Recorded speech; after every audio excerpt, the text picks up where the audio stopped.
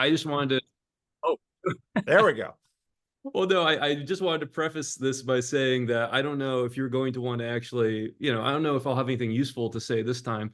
I believe in synchronicity, and I've been looking at John Mark Comer stuff a lot recently because my church is really, I don't know if you remember, I'm a pastor, and there is a spiritual formation has become, is very big in a lot of folks in my community. We have a lot of deconstruction people. And John Marcomer is a name that's been going around quite a bit for the last several years. And he just did that interview. I watched that interview and I was trying to like parse through my own kind of like weird tension I was feeling about it, which I would love to talk to you a little bit about that.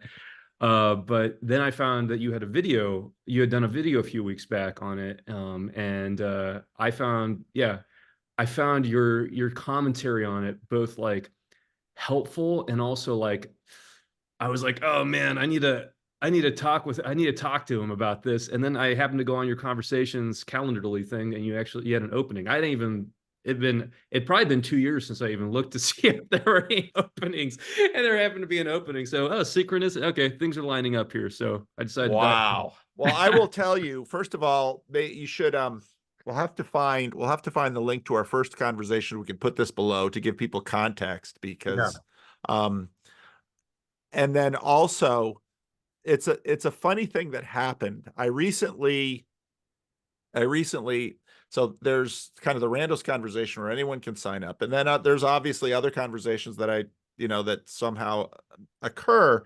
Yeah. And then I wind up going back and forth with email and trying to find a date and stuff with people. And I remember back in the day, it was like, it takes so much time. And that's exactly what Calendly is for.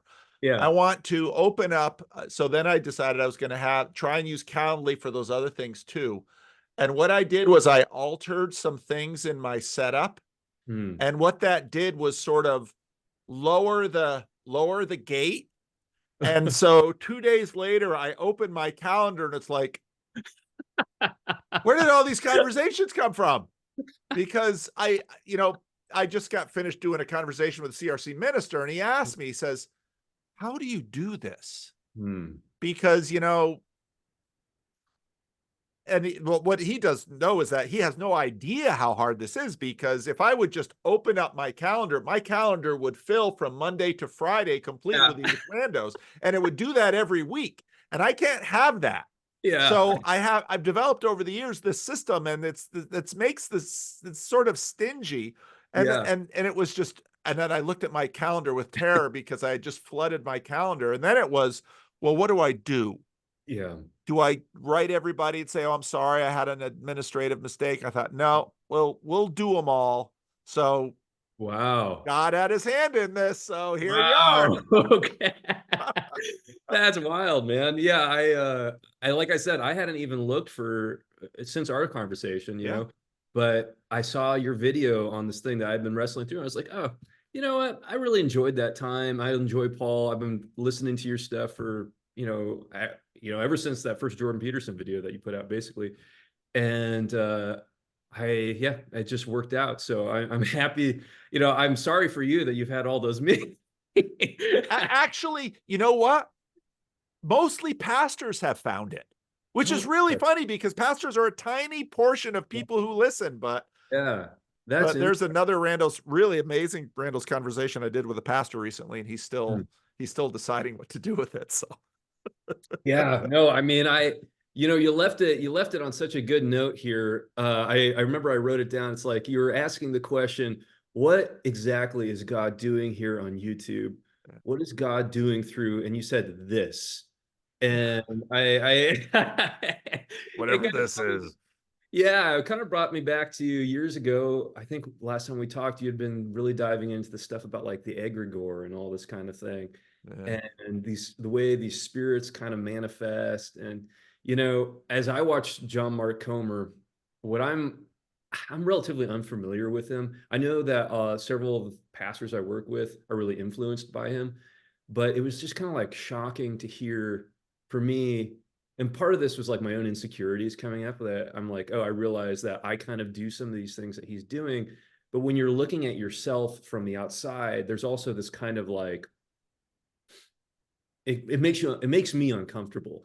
And I look at some things, I'm like, oh, I kind of say that, don't I? Why does that make me uncomfortable to hear him saying that? Right?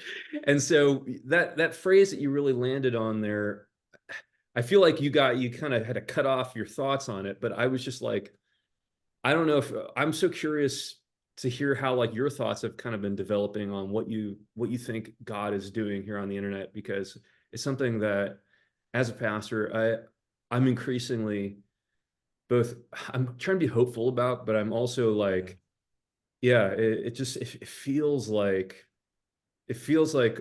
nobody has a handle on it right now. Um, This is going to sound weird to people, but I think he's actually continuing to purify his church. hmm, And I just had I've been on. So this morning I did a 2-hour conversation with a colleague of mine from the CRC. It's in no wait, no ads right now, but it's going to come to the full channel. I'm going to yeah, do some clips of it first.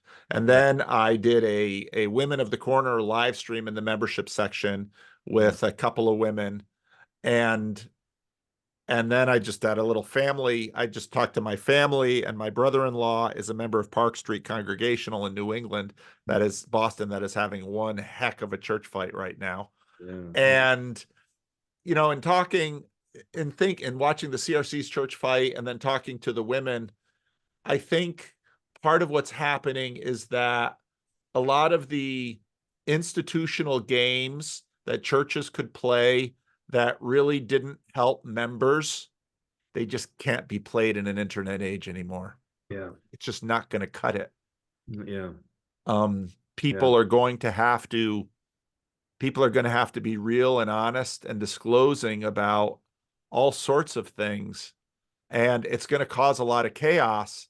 But from what I'm seeing with a lot of, I mean, this whole wave of deconstruction, part of it is a sort of falling away, but another part of it is a purifying, yeah, because stuff is getting wrung out and things are getting tested. yeah, And usually in a time of testing, hopefully only what's really true will um, emerge. I remember Tim Keller, before he died, talking about this, great deconstruction, and saying a lot of what's probably going to get burned off the church is a lot of nominalism. hmm, And so it's definitely going to be an intensification, and yeah, that's going to be chaotic. But I think just the resolution on church is going to rise. That's going to be hard on the church and yeah. hard on people, but I think in the long run, probably for many people, it'll be a good thing. Yeah, no, that's interesting. I think I essentially agree with you. I am, because we're in the interim though. I sit back and I'm like, I think you're right. There's going to be a lot of like kind of shedding away, Yeah, a lot of bleeding off. I think it's going to be so much more than we think though. yeah. Oh, I And think so too. yeah, I think that like, I brought this up last time we talked, but it was a book that really impacted me called The End of the Church by Ephraim Radner. And I keep on going back to that book where he basically says that like what if, as we're called to follow Jesus, what if we took that to like the kind of umpteenth degree where it's like we as a church actually follow him all the way up to the cross, and we actually die on the cross alongside Christ.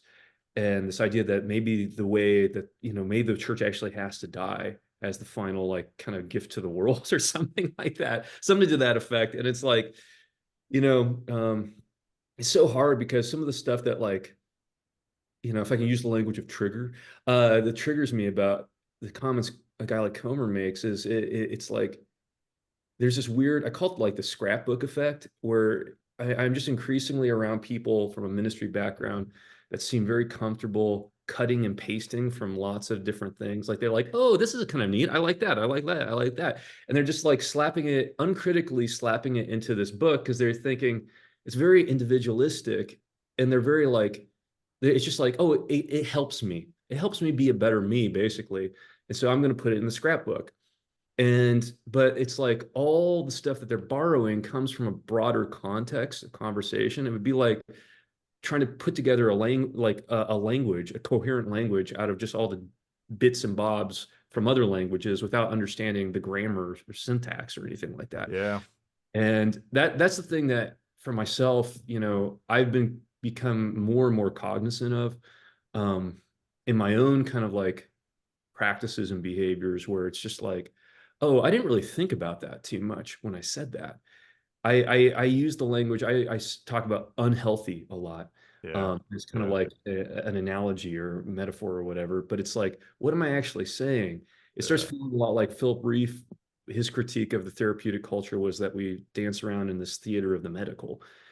Like that's what religionists start to do. And I find myself increasingly gravitating towards that. And it's like, well, why do I feel like in order to validate my comments, I need to medicalize them, right? And because I noticed that a lot in John Mark Comer, I noticed a lot of qualification, a lot of what I call, the upspeak, where he doesn't make statements, they're all questions.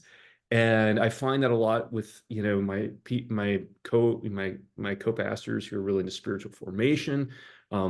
It's all about asking questions, right?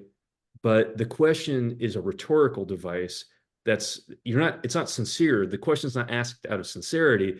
It's a posture that you're putting on to get somebody to give you, it's like something a confidence man would do, right? Yes. And I'm not trying to be like judgmental because I don't think anybody's intending that. Yeah. We've just implicitly internalized these kinds of like these behaviors where it's like, I'm trying to get you to do something. I'm trying to get you to concede something or come somewhere. And so I'm going to frame what I'm saying as a question when I don't really believe it's a question, but I'm framing it as such. Does that Yeah. make sense? That makes perfect sense. And that's, boy, if you take what you just said and apply it to something like Socratic dialogue, Yeah. because, oh, let's be fair about Socrates. It's kind of the move he was making. And the question is, Yeah. a confidence man sort of has a grift in view that he's working you towards with the questions. Yeah. The Yeah. question of let's say sincere Socratic dialogue is how much is Socrates himself a partner with you on that journey? Yeah. That's a fair point. Yeah. So, but I think that's excellent because you're exactly right. The theater of the medical, that's really good. And that health language sort of came in a couple of decades ago, and I think it was an attempt to deal with pervasive skepticism with respect and a lack of confidence in the church. Yeah. And so that became sort of the therapeutic mode of the church. Yeah. And I think you're exactly right that you can cover up a lot and sneak and smuggle in a lot with that. And I think sometimes it's probably sincere. Yeah. But what's interesting is, again, I just with Nate Van Den and the pastor I just did a conversation with, he mentioned the fact that his father has Parkinson's. And it's actually in medicine right now where which is sort of provoking a lot of skepticism in the modernist frame.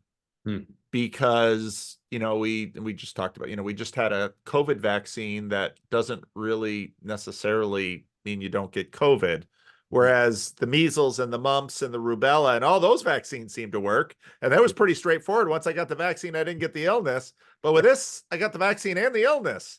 Yeah. And then with Parkinson's, he just referenced a book that a doctor had written who was basically saying, what if Parkinson's isn't a disease in the way that we think of it? Because, and the same thing with autism, which is sort of another one of these things.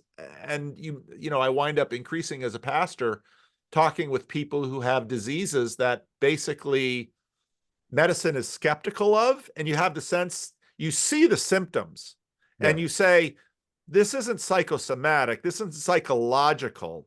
Yeah. So I see symptoms. And you as the doctor are basically saying, that's not on our map, so therefore what? Because we've entrusted you as a culture with the idea that you can fix anything, but then we also haven't asked, especially with psychology, well, show me exactly what is the kind of person you are trying to help me become with your therapy. Yeah. What is the telos of this? Yeah. Yep. And you've been talking recently. I've noticed over the years you've been really kind of focusing in on this idea of this teleological bent.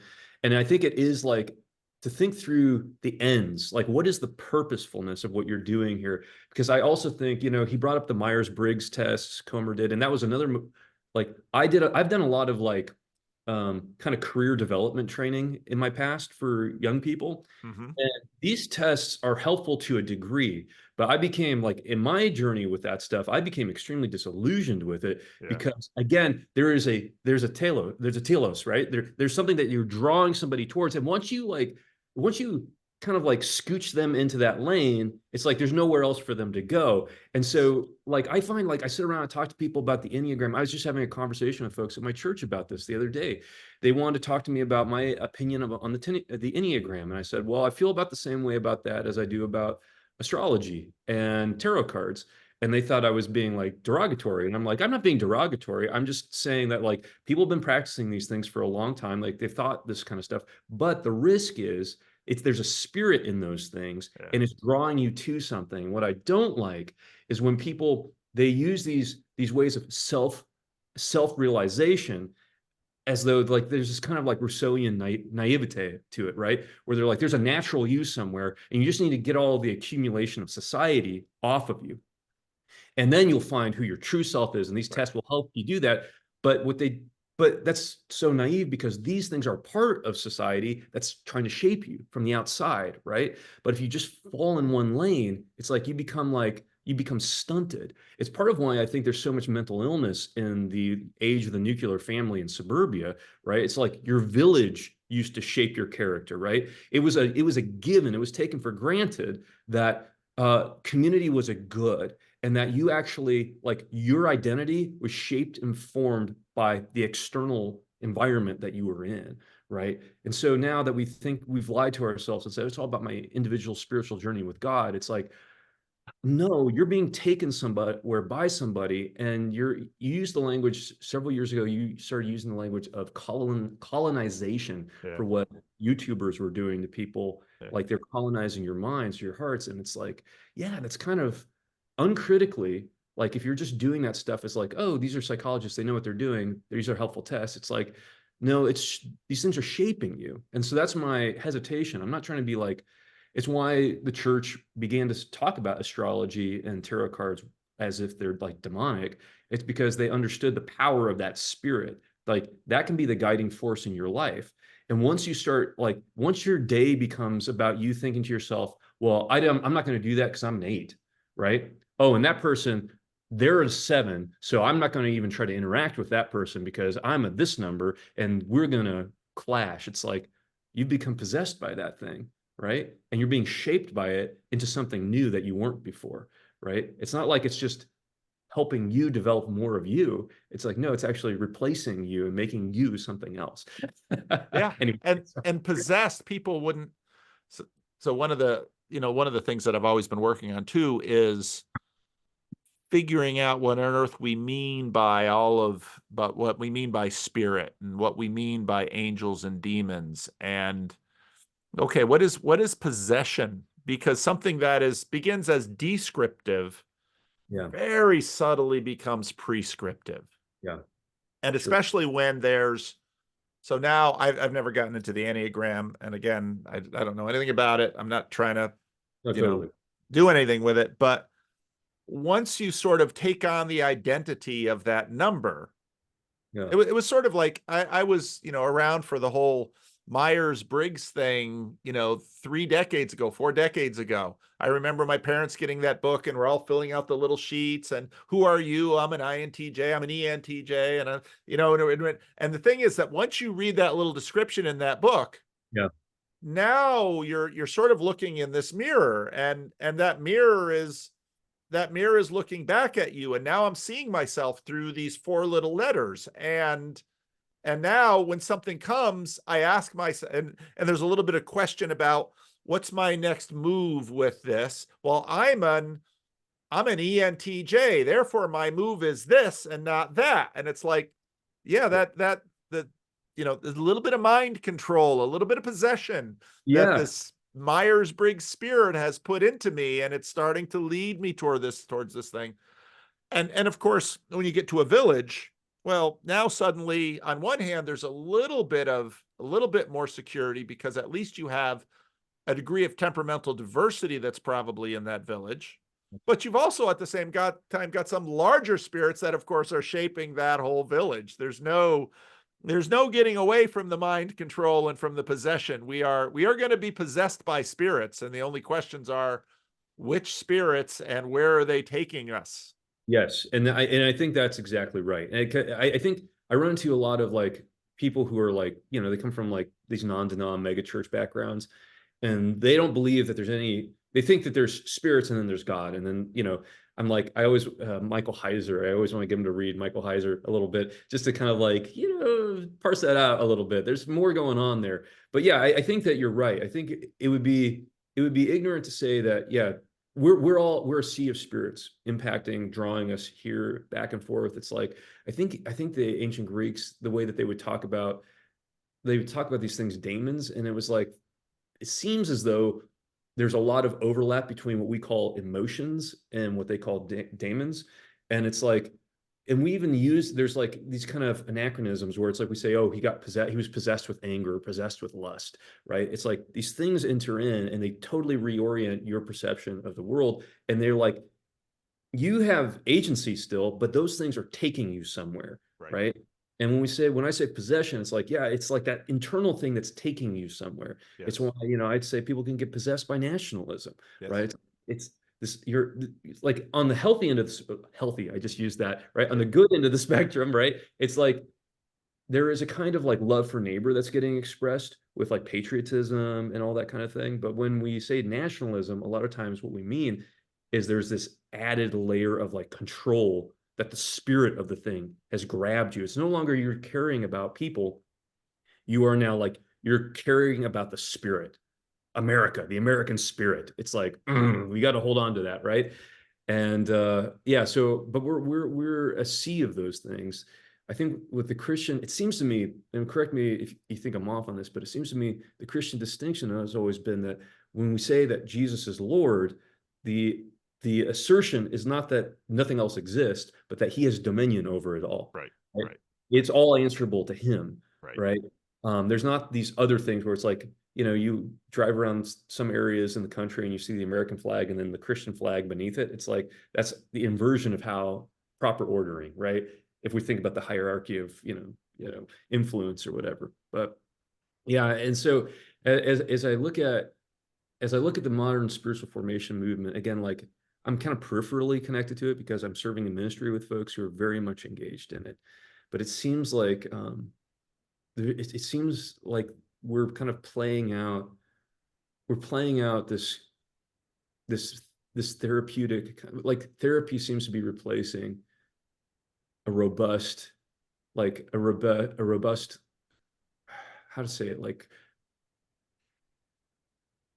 the narrative of Christianity seems to be getting kind of like, it's like the body snatchers a little bit is what it Mm. feels like. It feels like, or I don't know if you watch any like analog horror or anything like that. There's a really interesting one, really disturbing.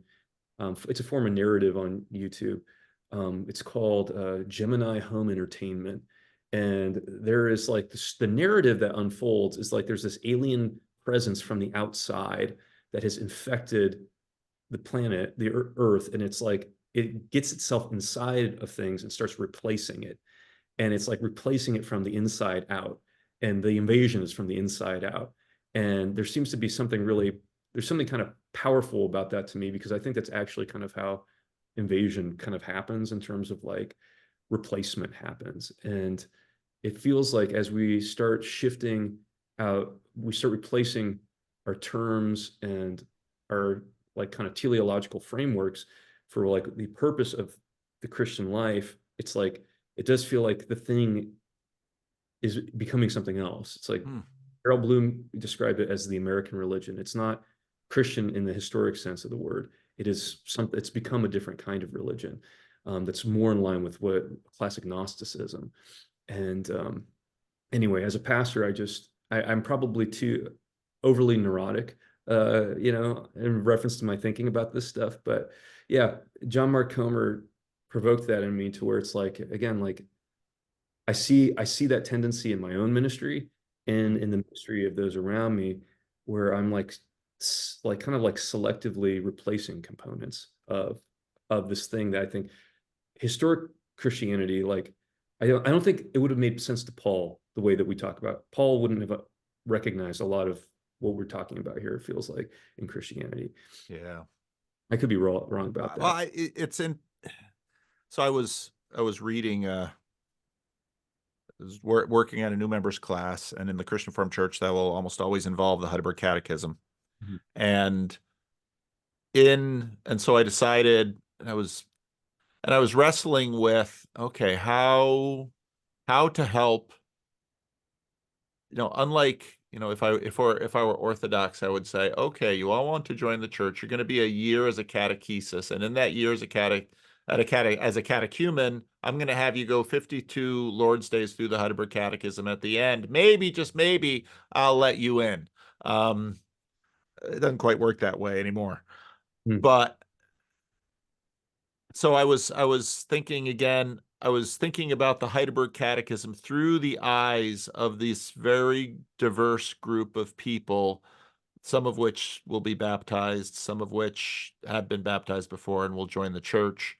And so I thought, I'm going to poke around a little bit and see what's on YouTube and the internet about the Heidelberg Catechism. And so then I started getting into all of these books that are they're sort of commentaries on the catechism. They're not really commentaries because we don't really write commentaries. We write, well, how can we describe sort of the modern genre of Christian book? It's very much in what we're talking about. Yeah, yeah, It's a few little stories and yeah. then a distillation of what we think that, let's say, this Lord's Day is about, and then maybe a little application. It's all these like little mini sermons that we put next to the catechism, when the catechism itself was a tool that was supposed to do the same thing, but 500 years ago. And then I thought, well, I'm going to look for some older ones. So then I found an older one that was written about 125 years ago. And it starts out saying, now these are questions and answers. And the reasons that these are questions and answers are because we're not going to leave it up to the people to make up the answers. Mhm. We're going to tell them exactly what to say. Because the old way of using a catechism was the teacher gives the question and the answer is memorized and given back to the teacher. Yes. That is how catechisms were supposed to work. Yeah. Now, when you watch people present the catechism, it's much more, well, these are questions. And it's almost like the answers are these are the suggested answers that maybe you should think about a little bit. And it just struck me how, yeah, things have changed. When I was in the Dominican Republic and they were working the Heidelberg Catechism with the churches there, it was much more question and answer because that was exactly what happened in their schools.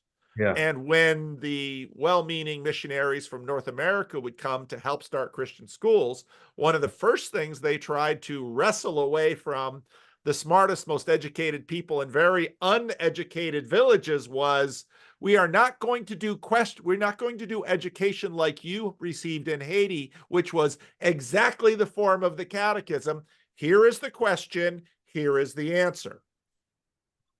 It was fascinating saying, That's so interesting. wow. And so what happens in churches generally, exactly like you mentioned, well, what we'd really like to get from you is your profession of faith is sort of, what does God mean to you? And then if anything that you say sounds nice and not racist, sexist, or homophobic, you're in. Yeah. Yeah. No, oh man, that's so interesting. And it's like a lot, even now, and there's nothing to it. Like at the end of no, I shouldn't say there's nothing to it, but it's like it's like shaky sand, It's like It it's really shaky when you hear what comes out of people. well, again, it's just like they're like, well, God is love, and it's like, well, we also Yeah. like, oh, that's so nice. And it's like, well, what does that mean exactly? You mean like, oh, I love a cheeseburger? Is that what you mean? Like, what do we mean when we say that God is love exactly? Oh, well, God is Jesus. Well, what do you mean by that exactly? Because a lot of people have really weird ideas about what Jesus is now, too, right? It's like we have, I don't know, in the scrapbooking, we've kind of there's this amalgamation of like experiences that we have, and it's all the experiences that we like now get attached to Jesus, right? And man, yeah, it just and it goes back to that internet question of like, what is God doing with places like YouTube and with the internet? It's like, okay, he's shedding things off. It's like, well, how does this stuff play into that shedding off? Because without the internet, the scrapbook doesn't compile the way that the scrapbook has been compiling for a lot of people, right? Right. Of slow replacement processes haven't been happening. I think that one day we're going to wake up probably, and we're going to discover like 90% of like the Western church is actually like a weird form of paganism or something like that, right? It's like we'll wake up and we'll be, on the one hand we'll be praying to God, and then on the other hand we'll be reciting I don't know, the I don't know, the Lincolnian MLK American kind of like catechesis, like where it's like we have all these kind of like nice feeling, like enthusiastic statements, and we're like, yeah, that feels positive and good, but they're just expressions of our American cultural heritage more than they are an expression of Christian cultural heritage. Well, we've Um, had this for a long time because if you watch movies, so in the 1950s, sort of peak Cold War, Christian reform, modernity, when church attendance was at its highest, yeah. you see that there's a form of Christianity that is in American culture that for probably most people is sort of indistinguishable from American culture, but it's when you watch it and you have a little bit of a theological education, you kind of watch it, it's like, What? that's kind of funny the way this works. And one of the things that people have often said to me, which I think is true, is they will say, people don't, especially preachers hear this, people don't remember what you say because people aren't really that good listeners. Yep. They remember how they felt when you said it. Yeah. And then what they usually do is take some other little thing, like usually maybe what they thought you said, and attach that to the feeling. And that then goes in that scrapbook. Yeah, that's really interesting. And that's an anxiety of mine as a minister. It started after my second sermon. I can remember like I didn't think it went that well. And I remember like I felt like, oh man, it was so jumbled and such a mess. And somebody comes up to me and like, oh, that was just one of the best sermons I've ever heard. And they proceed to tell me what my sermon was on. And in my head, I'm like, I didn't say that, did I? Like I'm like, I'm like, and so you just realize it's like it's exactly what you're describing. It's like people they're like projecting what they wanted you to say, and they hook their projection onto your words, and then they export it over into their kind of like their scrapbook, and then it just reinforms their kind of like individualized, self journey with God. And God is like Obi-Wan Kenobi and their Luke Skywalker. It's like God's the wise old sage that helps them on their heroic journey, right? It's Yes, indeed. And yet, lest we, because part of the difficulty is, and then we very easily enter into the trope of these various other little characters you find, especially on Christian YouTube. Yeah. So we're the doctrinal, the confessional critics. Mhm. And everything we see, we're just going to evaluate by our little ruler. And what we come to YouTube for is to tell everybody in the world how all of these people are doing it wrong. Yeah, they're like the nerd culture, what nerd culture is for like Lord of the Rings and all these things. It's like they're pointing out how exactly you're not doing everything right. And unfortunately, that's part of what YouTube kind of like rewards, right? Yeah, It it is rewards it big time. Yeah. And so I find my own, I have to check myself, Paul, and I'm glad you're bringing this up. It's like, as I'm critiquing right now, it's like I have to check myself because I realize that you step into the silo and you start sliding down into it because it's like, if you want to, can I cuss on this channel? If you want You to, may it's like cuss on this channel. if you want to, you can find that everybody is a kind of a son of a bitch, right? It's like there's something about a Is that person. all you got for cussing? That's Well, no, I can keep go on going. for. No, I no, Okay, don't. I'll go. Well, but it's like you keep on digging around, and it's like, you know, I got I got shit in my own life where it's like I know that it's there, and it's the wisdom of Jesus's, like judge not lest you be judged kind of type stuff. By the meter that you kind of measure, so too will you be measured. It's like, there's this reality, this hard reality that I think that's part of what God is doing, is it's like we are like having to confront, we're going to have to confront at some point this critical error, right? And because at some point it's like you'll either be left with a world of trash, like you'll either realize that everything is bullshit, right? Because at some level everything kind of is bullshit. Like there's a component of it that there's like bullshittery is like, it's part of the human condition a little bit, right? And that doesn't mean that you should just accept every instantiation or iteration of bullshit that emerges, but it's like you also have to be like, you have to be charitable. Like the language of charity, I've had to pull myself back so much in the last several years and just like measure what I'm doing through the lens of charity. And I think the reason why a guy like John Mark Comer is so like jarring, at least I can speak to for me, is that like I I am least charitable on some level towards myself, right? It's like, it's like I turn the lens inward and I'm like, oh man, oh man, oh man, oh man, woe is me. I'm but then you can project that kind of like harsh critique on a guy. You mentioned like you don't sense inauthenticity from him. I don't. I think he's being an authentic guy. I think the triggering is that he's authentically on his journey, and I start to realize that I'm kind of like at living as though I'm authentically on my journey, right? On my journey, and it's like, isn't it? Yeah, the relationship between my journey and Jesus's journey is like it's a difficult thing to parse, right? I think it's Philip Reef that made the comment that like the shift that's happened in churches is people used to go to church to understand their suffering, and today people go to church to be alleviated from their, like they have their suffering alleviated or relieve, experience relief from suffering. And I yeah, I I sense that in my own heart, a desire to have. I don't think it's a bad thing. I just think it's like it's a very different kind of thing, right? To be seeking relief from suffering and to have the kind of attitude of like, oh no, like suffering actually, like the Pauline kind of mentality of like suffering actually, we should rejoice in suffering because suffering actually like cultivates a more robust faith, right? It strengthens our hope and our faith in Christ. Um, anyway, sorry, I just talked a lot right there. No, that's fine. That's fine. That's what well, you talk to preachers, they talk a lot. That's their Yeah, yeah, job.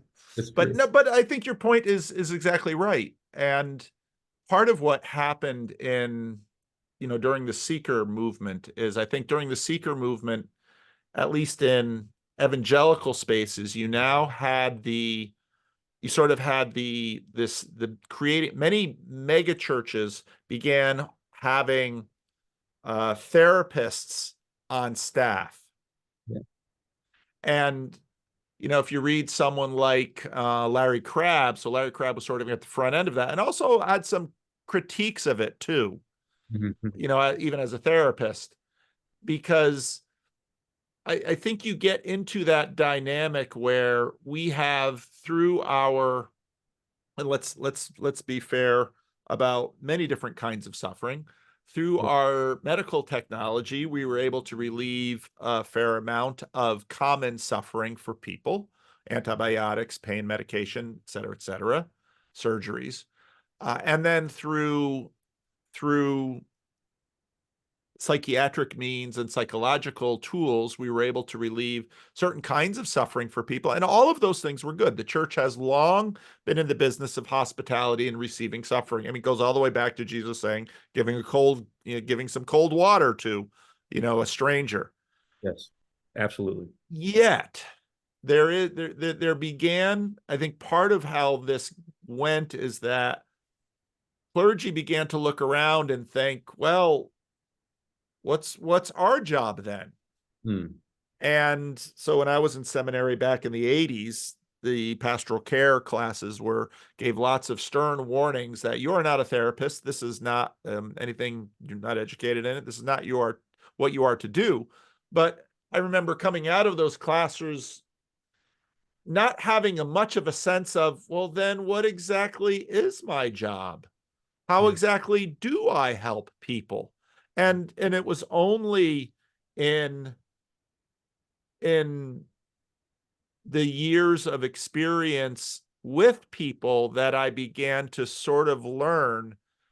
And it was also in my own experiences of suffering that I could not alleviate or get out of, that I began to, oh, this is my job with people.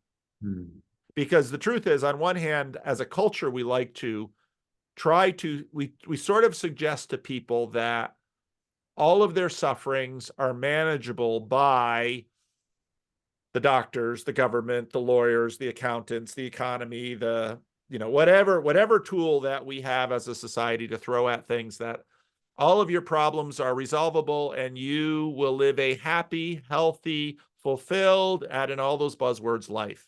Yep. And it's just a lie. Yeah. It's just a bold-faced lie, because people, the bigger truth is what Jesus said: in this world you will have trouble. And it's just as true today. It's moved around a bit, but no escaping the trouble. Might take a little longer to find you, but you'll live longer too. So yeah. Like, good news is your life expectancy is a lot higher. Bad news is it's still going to find you. Yeah. Well, yeah. And it might find you when you're 80. Yes. And it's like, that's the thing that I've been noticing is people like the archetype of the wise old man is kind of like evaporating a little bit, because a lot of what cultivates wisdom is kind of like painful experience. Yes. And increasingly, like I'm running into a lot of people in their 50s and 60s who, like, they're trying to live as though they want to look as though they're still 20 or 30. And they're just like, they're still like going out, partying and doing all these things. And you're sitting back and I'm like, they just have to spend more time in the gym and more time with the plastic surgeon.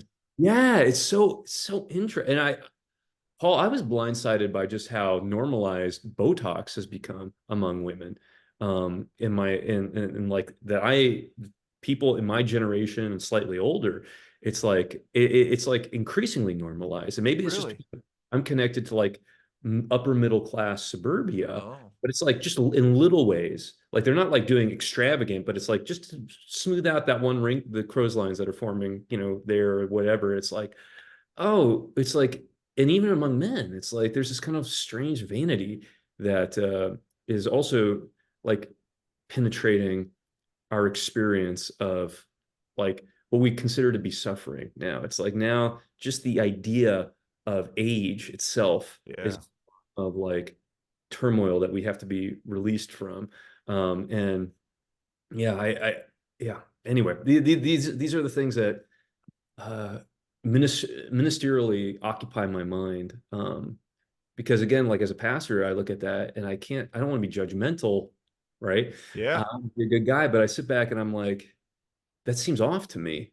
It seems off to me that you should be that preoccupied with image. But then I think about the fact that, I mean, people in my community, I have no idea how many hours they spend a day on Instagram, right? Yeah. And it's like, what does that do to the human soul? And it goes back again to this conversation about that John Mark Comer was talking about, where he talks about, it's something language-wise, something that I've seen increasingly as well, is people have this kind of like this the language of like personal advancement. And there's this kind of implicit, you don't get it yet, but they will say things like, oh, I used to be like that, and now I'm here, right? And they're really he cares a lot about, and these people care a lot about the internal journey, you becoming, better, better, better. And that is like internally, but it also becomes like an external thing too. It manifests itself that way. But what's interesting about it is it seems, Paul, to me like it's the exact opposite of what will make your life a life of joy. And that's what stands out to me so much. It's like inevitably, like he talked about those stages in the faith journey. I forget what book it was from. Um, but this idea that there's like stage one, stage two, stage three. Stage three is described as the productive life, the giving life. Oh And then yeah. stage four, which is the inward journey. And I wrote next to that as he was writing the inward journey, that feels like a bottomless pit to me, though. And then there's this irony because he says, then the next stage, stage five, it from the outsider, he says, it looks exactly like stage three, but there's just been all this deep inner work. And I'm like, it reminded me of something DT Suzuki, this Zen guy, once wrote. He was talking about an old Zen passage. And he was talking about a student on the path to enlightenment, right? And he said, when a student first enters onto the path of enlightenment, when he begins, he looks at the mountains and he thinks the mountains are just mountains. And he looks at the clouds and he thinks the clouds are just clouds. And he looks at the waters and he thinks the water is just water. But then when he enters onto the path, the journey of enlightenment under the teaching of a good master, he will discover that the mountains are not mountains and the clouds are not clouds and the waters are not waters. And but then finally, when he attains the abode of rest, the student will realize that the mountains are in fact just mountains, the clouds are just clouds, and the waters are just waters. And this business about becoming innocent like a child. And I I wonder sometimes on our path to alleviate suffering if we aren't chasing we aren't chasing the wrong thing. We're feeding this bottomless pit, where really the thing that we have to do is we have to, it's the Philippians 2 thing where it's like we just become pure servants. The act of whenever I have reoriented, whenever I'm praying about myself, I find that darkness starts setting in, where it's like I just become overly introspective, thinking about me, me, me, me, me. But the power, it's hard to explain what the power is that you experience when you are praying for other people. Like something changes in you when you are thinking about others and they don't even know that you're doing it. But when you sit down and you're just like, oh, this person's going through this, they'll never know, but I'm praying for them right now. Yeah. Like, I think Augustine talked about the concave man and the danger of the concave man, the person who just starts turning in on themselves. Yeah. They're just all preoccupied with self, self, self. And my concern is in these pursuits that we're entering into that are hyper individualized. As we might start just living in our scrapbook, basically. We won't live in a church anymore. We'll live in a scrapbook. And it'll be your scrapbook, and you'll be the only citizen in it. You'll be like, in The Great Divorce by C.S. Lewis, the vision of hell is basically the same thing as suburbia. It's just that one house way out, that one light way out in the distance. It's that person is all Napoleon. Yeah, yeah. You're all alone. I want to meet Napoleon. They better get walking. He's gone a ways now. Yeah, and I just in the journey, my pastoral concern, Paul, is that in our journey for self-improvement, which on its face sounds like a totally noble call, but I feel like that might be how the enemy gets in. Yeah. Because it's like you just, was it three sticks together or not easily broken or whatever. It's like, but one, it's like when we go on these personal journeys, and therapists, no knock to anybody who's involved in therapy, but I was involved in film and that world for a while. There are a lot of people out there, a good number of them, who therapists are their hired friends. Like they don't have friends, and so you're paying somebody to be your friend. And functionally, the therapist is doing for you what friends used to do for people. Yeah.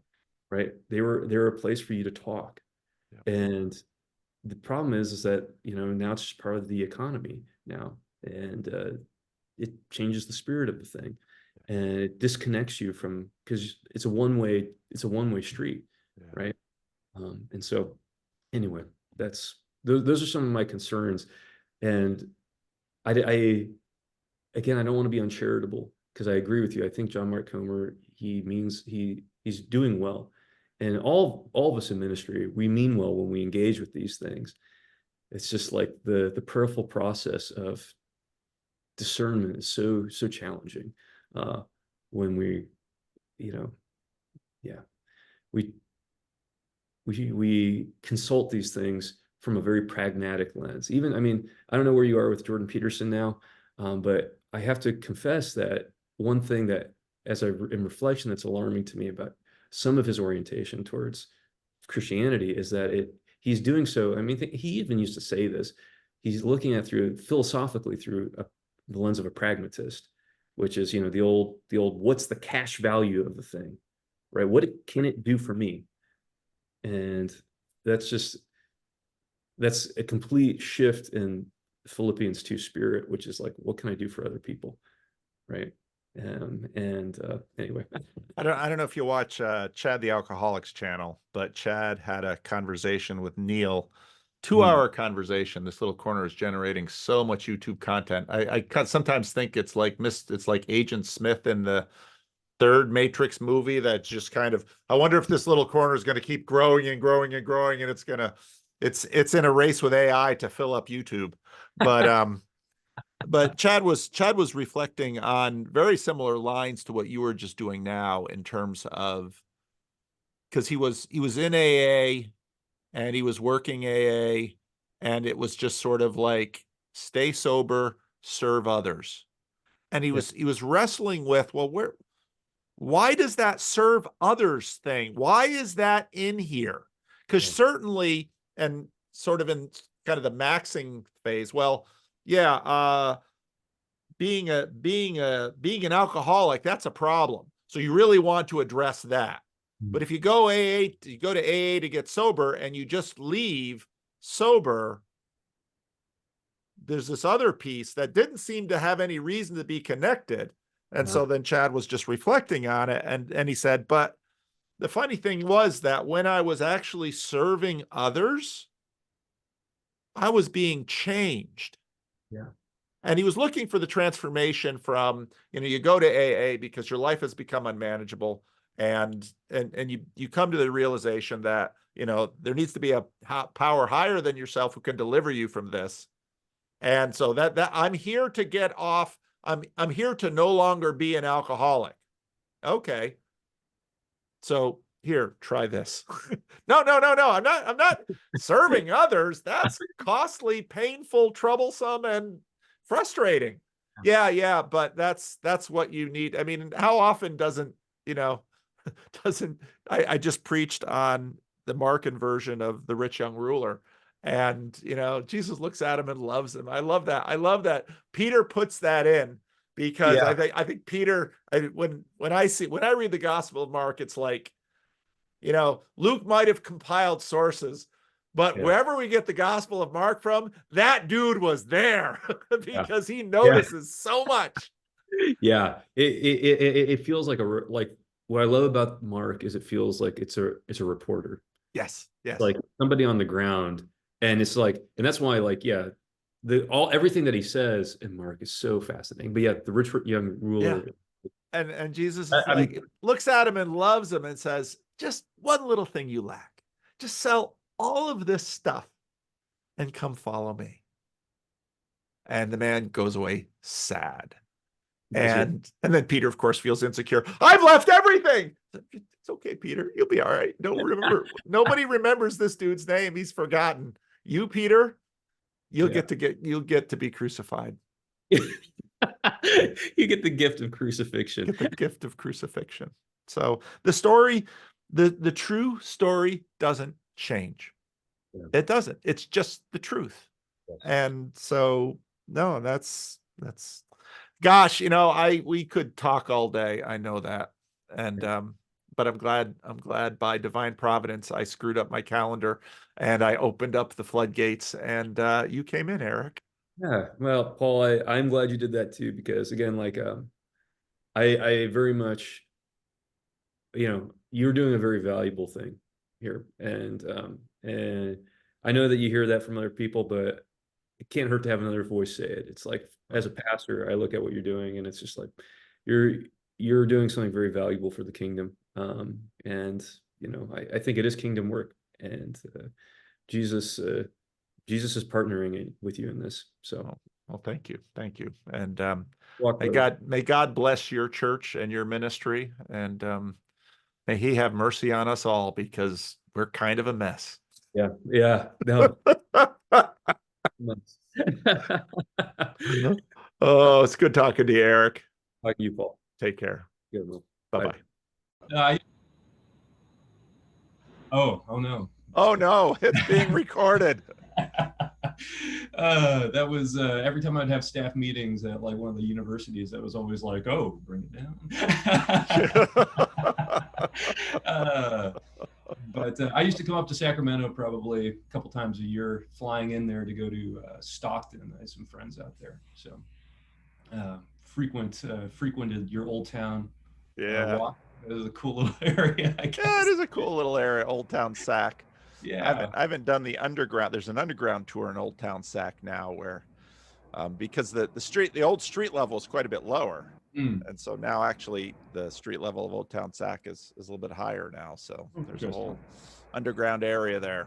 So I love that kind of stuff. There's like, if you ever go to Tombstone, Arizona, there's actually a hidden like underground tour that you can take down there.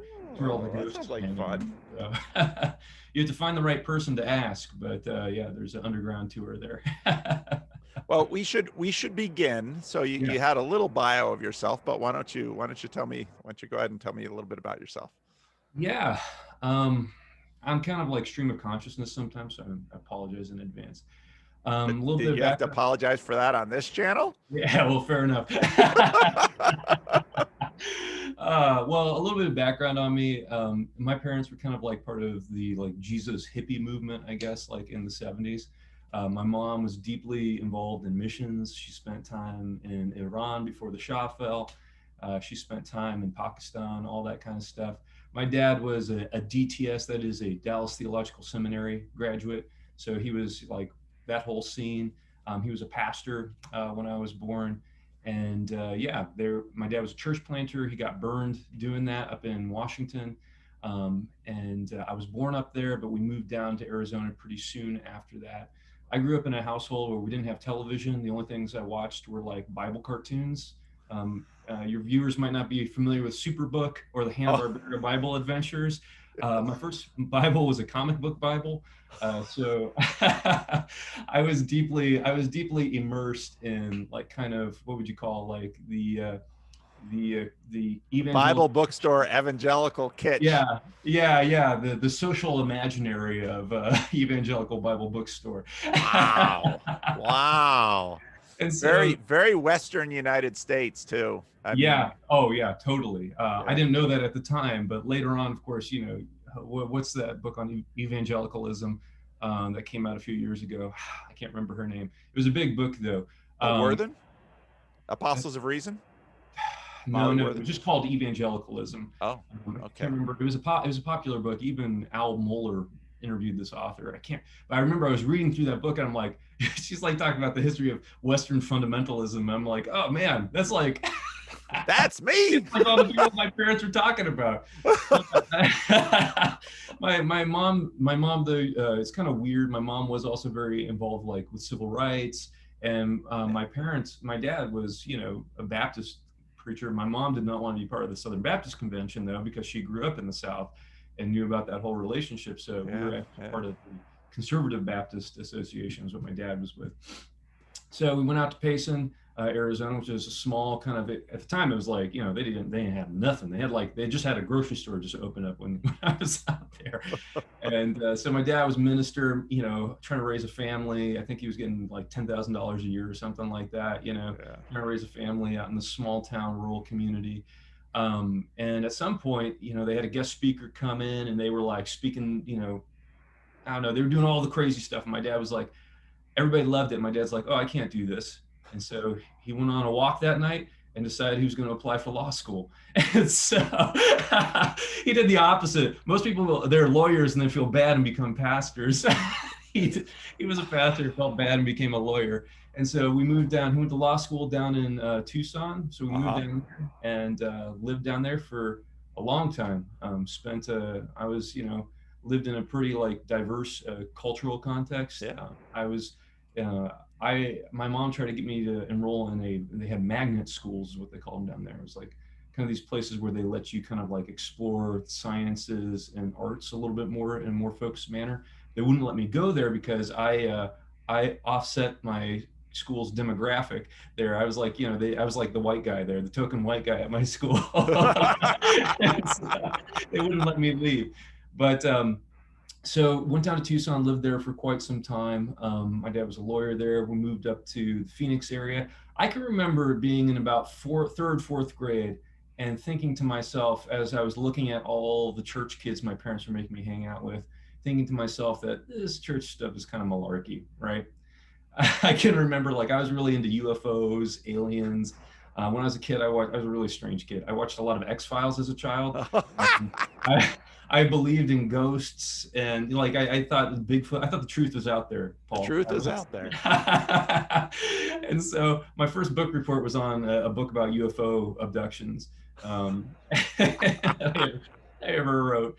And so I can remember thinking that church is kind of malarkey. I can remember sitting down with like this homeschool Christian kid at my house. We're talking about aliens, and he goes, well, aliens don't exist because they're not in the Bible. And I said, what are you, an idiot?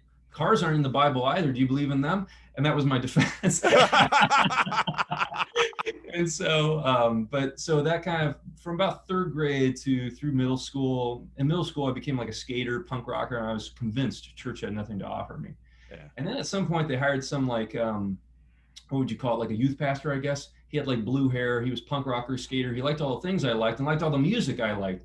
And I was like, that's how they get you in evangelicalism. They're like, they get the cool guy who's like, guys, Jesus is awesome. And so he kind of suckered me in and started playing in the worship band there. I was what I call a tooth and nail Christian. Tooth and Nail was a record label, a Christian punk record label. I don't know if it's still operating, it probably is. But I was a tooth and nail Christian. So I was like, well, these cool skater guys who are punk rockers are Christians. So there must be something there. So I was a very, as you can imagine, liberal kind of like evangelical. I was the guy who was like, supporting gay rights issues before people were really talking about that in church context. I was very much attuned to how white our congregation was. Yep. And I was also like really hostile towards like nationalism. This was like early Bush years. So I was really hostile towards, the kind of like, well, Iraq War. Yeah, I was really hostile towards that kind of stuff. And I can remember being in high school and sitting around in class with all of like my evangelical youth group friends, and they're saying, we just got to support our president. And I would get into these big heated debates with them in the middle of history class. My history teacher would allow it because she was a Kennedy Democrat, right? So she was like, good. But so that was kind of my background. Through high school, that was kind of my story. I discovered, I was really into music, really into performance, all these kinds of things. I started helping when I graduated high school. I helped out with our youth group as kind of like, assisting the youth pastor. At some point though, I had just like one too many church camps. They would have, I actually went to Hume Lake a lot. You might be familiar with Hume Lake. I went there a lot as a counselor, and I just remember once sitting around a room, everybody was joking about what they called the coming down the mountain experience. And it was when students, they'd have a big high, spiritual high up there, and then they would come down the mountain to real life. And they would just their faith would kind of fall apart. And I'm sitting there, I'm like, this happens, and you're sitting around joking about it. And I was like, that's it, I'm done. Like, I'm just like so done with this. I don't know why that was the straw, but like, I mean, in the meantime, in college, I discovered things like I read the Bhagavad Gita, the Tao Te Ching. I discovered something called the Gospel of Thomas. And I was like, WTF, church? Why didn't you tell me about this? I read Waiting for Godot, and I can remember reading Waiting for Godot. You've probably read the play. I don't know. I should assume, but that moment where they're talking about the differences in the crucifixion scenes and how only one mentions that there was this thief who had a change of heart at the cross. I was like flabbergasted. I was like, how did I not notice this? It's like I stop in the middle of the play, I throw that down, and I read all 4 of the Gospels, the crucifixion scenes. I'm like, oh my God. I go into church the next Sunday. The truth is out there, and you've been hoodwinked. I go to church the next Sunday. I'm trying to tell people about this, and they're just like totally disinterested. And I was like, oh, okay. And so, I was like, I started getting hard into the documentary hypothesis. I started reading all the apocryphal canonical stuff. I read a book called Jesus by, God, what was the guy's name? I can't remember now off the top of my head, but a historical study of Jesus where I discovered Q source and all this kind of stuff. And this was like, I was going to community college at the time. They weren't talking about any of that crap at community college. I did a hard dive into it. I was really into literature. I read Harold Bloom's The American Religion, which like I discovered Gnosticism and blew my mind about the Southern Baptist Convention, about how like Gnostic they are. And like, so I started reading all this stuff, Elaine Pagels and all this kind of thing. And that was around 1819. And so from 1819, I was kind of like, I went to my youth pastor and told him, I'm like, I can't do this anymore. I'm done. Yep. And walked away again. I got really into film during that time, really started studying Joseph Campbell, Carl Jung, the archetypes and all these kinds of things.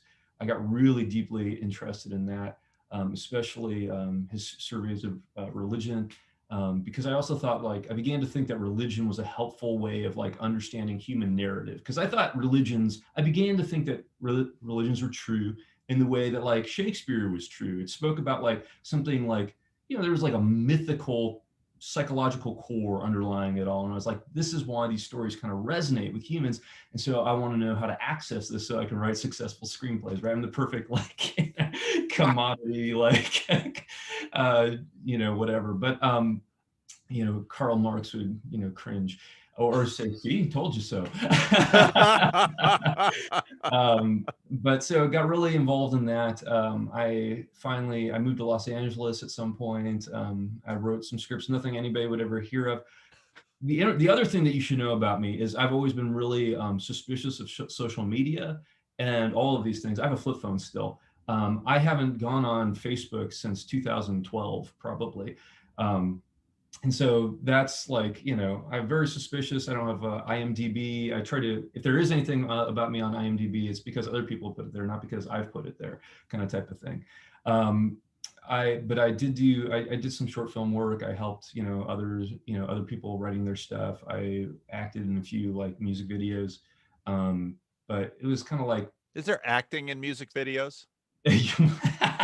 I remember from the 80s. What acting there was in music videos in the 80s was really bad. Oh my gosh. Well, so like I can remember like one time I was a silhouette. Another time it was like I had a zebra head on and I was smoking a cigar.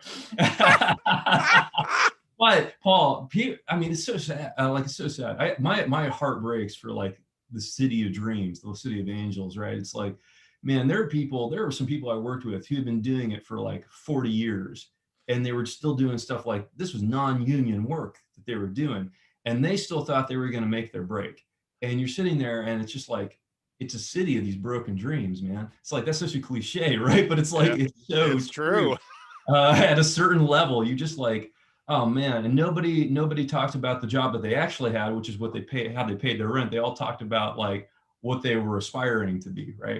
And it was like taboo to ask what you actually did. But like, yeah, so there were people who thought they were really great actors and who were involved in these things. And yeah, so there was acting, but yeah, it's that level. So I was out there for a little bit. I got really burned out on that city, got really jaded. I wasn't even living in the city. I wasn't in North Hollywood or anything like that. I was out in Whittier, California, because I was like God, if I have to live in LA, I'm at least going to live in a town that feels like a small town. uh, so I got burned out, jaded out there a little bit. During that time, I was still doing my music. I ended up coming back out to the Phoenix area. I was working on music out there with a recording partner, doing some performances. And then, like, a series of bizarre events happened in my life where, I don't know, I look at it now as like, this is going to make you sound like a tutti frutti religious guy, I guess, but it was like the movements of the Holy Spirit working in my life. It was like I was chasing all these dreams and fantasies. I'm not even kidding. I don't know if you heard about that guy who wrote a poem that for a buried treasure somewhere. Did you hear about this rich guy like years ago? Who he wrote a poem that was supposed to. He was like he had all these like all this gold that he was burying somewhere, and he wrote a poem that was supposed to give you the clues to where it was. Oh, It was God. somewhere basically in the Rocky Mountains. Oh, I heard something about this. Forrest Fenn, I think was his name. Yeah. I'm not kidding you. Me and my brother had like put together this elaborate plan to go dig for buried gold one summer. It was so ridiculous. So I was looking for buried gold, playing music around town, right? I was looking for buried gold, trying to write my screenplays and make it in Hollywood, and then I was looking for actual buried treasure. But so a series of circumstances happened. I had some grandparents pass away, and there's nothing like that shakes you like having grandparents pass away within 24 hours of one another, and then having to go and like sift through the relics, the relics of their life, right? Something happened in that process, and I started really like kind of rethinking like what I had been doing with my life. Now, I didn't do anything like profound necessarily. I decided I was going to finish going to college, and for some reason, I decided to make this really genius decision of going and studying religion in college. So during my film time, I had still been connected to religion. I had worked a lot studying specifically Navajo religious practice and Navajo witchcraft specifically, which is like that would be a whole series of hours right there. So I don't know if I want to get into that, but I spent a lot of time interviewing people, reading transcripts and reports. I mean, it's a very secretive environment, obviously, but I got really invested in that. I thought it was going to be just a writing project, and then it was like, you've been in interest like areas that aren't like first world affluent, like European culture. You go into some places, and it's just like supernatural stuff is not like, and this started like clicking with me. It's like it's not fake, right? It's like you might not believe in it, but it really impacts people's lives. And Yep. people like believed that they were witches. Oh yeah. And Oh it's yeah. like, what does it mean if a person believes it and they do everything as though they are this thing? And I started thinking about, Carl Jung. They are witches. They I'm are like, what is witches. that? What does that mean? It's like I can sit back in my like, suburban context and be like, oh, there's no such thing as witches. They're just superstitious. But it's like, man, people that freaking die. Like it's like people die and do terrible things like in the name of this stuff. So anyway, I started like you discover that, and that really like that has always stuck with me. I tell people there was like a 5-year period of time where I was like I dove into that, and it's like I'm haunted by that to this day. I mean, this is my early 20s, and I'm haunted by that to this day. It sticks with me as Yeah. I'm a for your I am a pastor at this point, but like Yeah. it still sticks with me. So anyways, I decided I was going to study religion. I think in the back of my head I was like, well, maybe I can use the stuff that I learned. But for some reason I decided to choose Christian tradition as my area of focus and study. Hmm. Again, like it just was provoked in me. I decided I was going to do that. So I end up going in. I'm like in my late 20s, mid to late 20s, and so like I'm totally like way older than everybody in my classes, right? But it just so happened that there was this professor who had just graduated from Princeton Theological Seminary. It was his first year, and he wasn't much older than me, but we really kind of hit it off and connected. And I took a survey of the first 1,000 years of Christian history. My immediate reaction to the first 1,000 years of Christian history was like, yeah, these guys were a bunch of assholes, man. Like, you read about Athanasius and the things that he was doing to Arius. You're just like, man, you're feeling bad for Arius. I'm like, I can't believe this crap. I'm like, yeah, no wonder I got out of this thing. But then it's like, I can remember reading Origen's Contra Celsus, or Celsus, however you want to say it, and realizing that like I thought like Christians were just like kind of like ignorant bumpkins who just didn't understand how the world worked, basically, and they had just like selectively like imposed their convictions through power. Basically, I had this narrative in my mind because I had also read a lot of like critical theorists and things like that up to this point. Anything that would allow me to deconstruct Christian faith. um, and but I got to this point where I was like, I read Origin and I read First Principles, and I'm like, wow, this guy's actually pretty sophisticated. Like he's got answers to things that I thought like he addresses these questions or comments that I have, because Celsus in some ways was like an ancient Nietzsche, right? It's like, he was like he had some pretty like damning criticisms of Christianity, where it's like he's not criticizing the truthfulness necessarily of it. He's saying even if it's true, it's like this is bunk. Like this guy Jesus is not worth worshiping. That's basically his argument, right? He's like, I'll concede that Jesus exists. He's like, he's not worth worshiping. And it's kind of like that's why Nietzsche's Antichrist is still like, I mean, I don't have an answer to that book. It's like you either think that Jesus was this kind of like lazy hedonist, or you think that there was something good about him laying down his life. It's like, anyway. But so I got into that and I was like, wow, there's actually some stuff that's actually really sophisticated here, that I haven't been able to wrap my mind around. Hang on one second. I got to yeah. get this knock because I think someone just got out of the hospital. Uh-oh. Okay. I love it.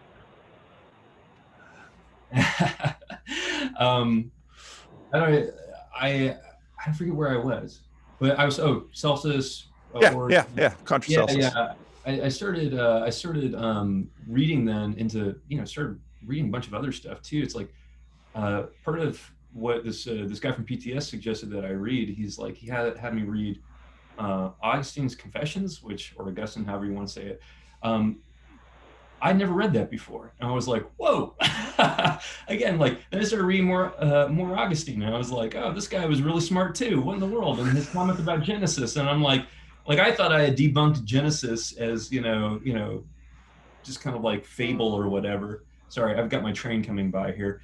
It might get loud in a second. That's all right. I was like, wow, he's got some really like thoughtful responses to that kind of thing.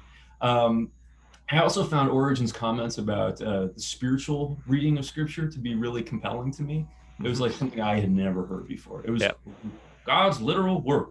And it's like literal meant kind of historical, except when it came to Song of Songs, and he didn't really talk about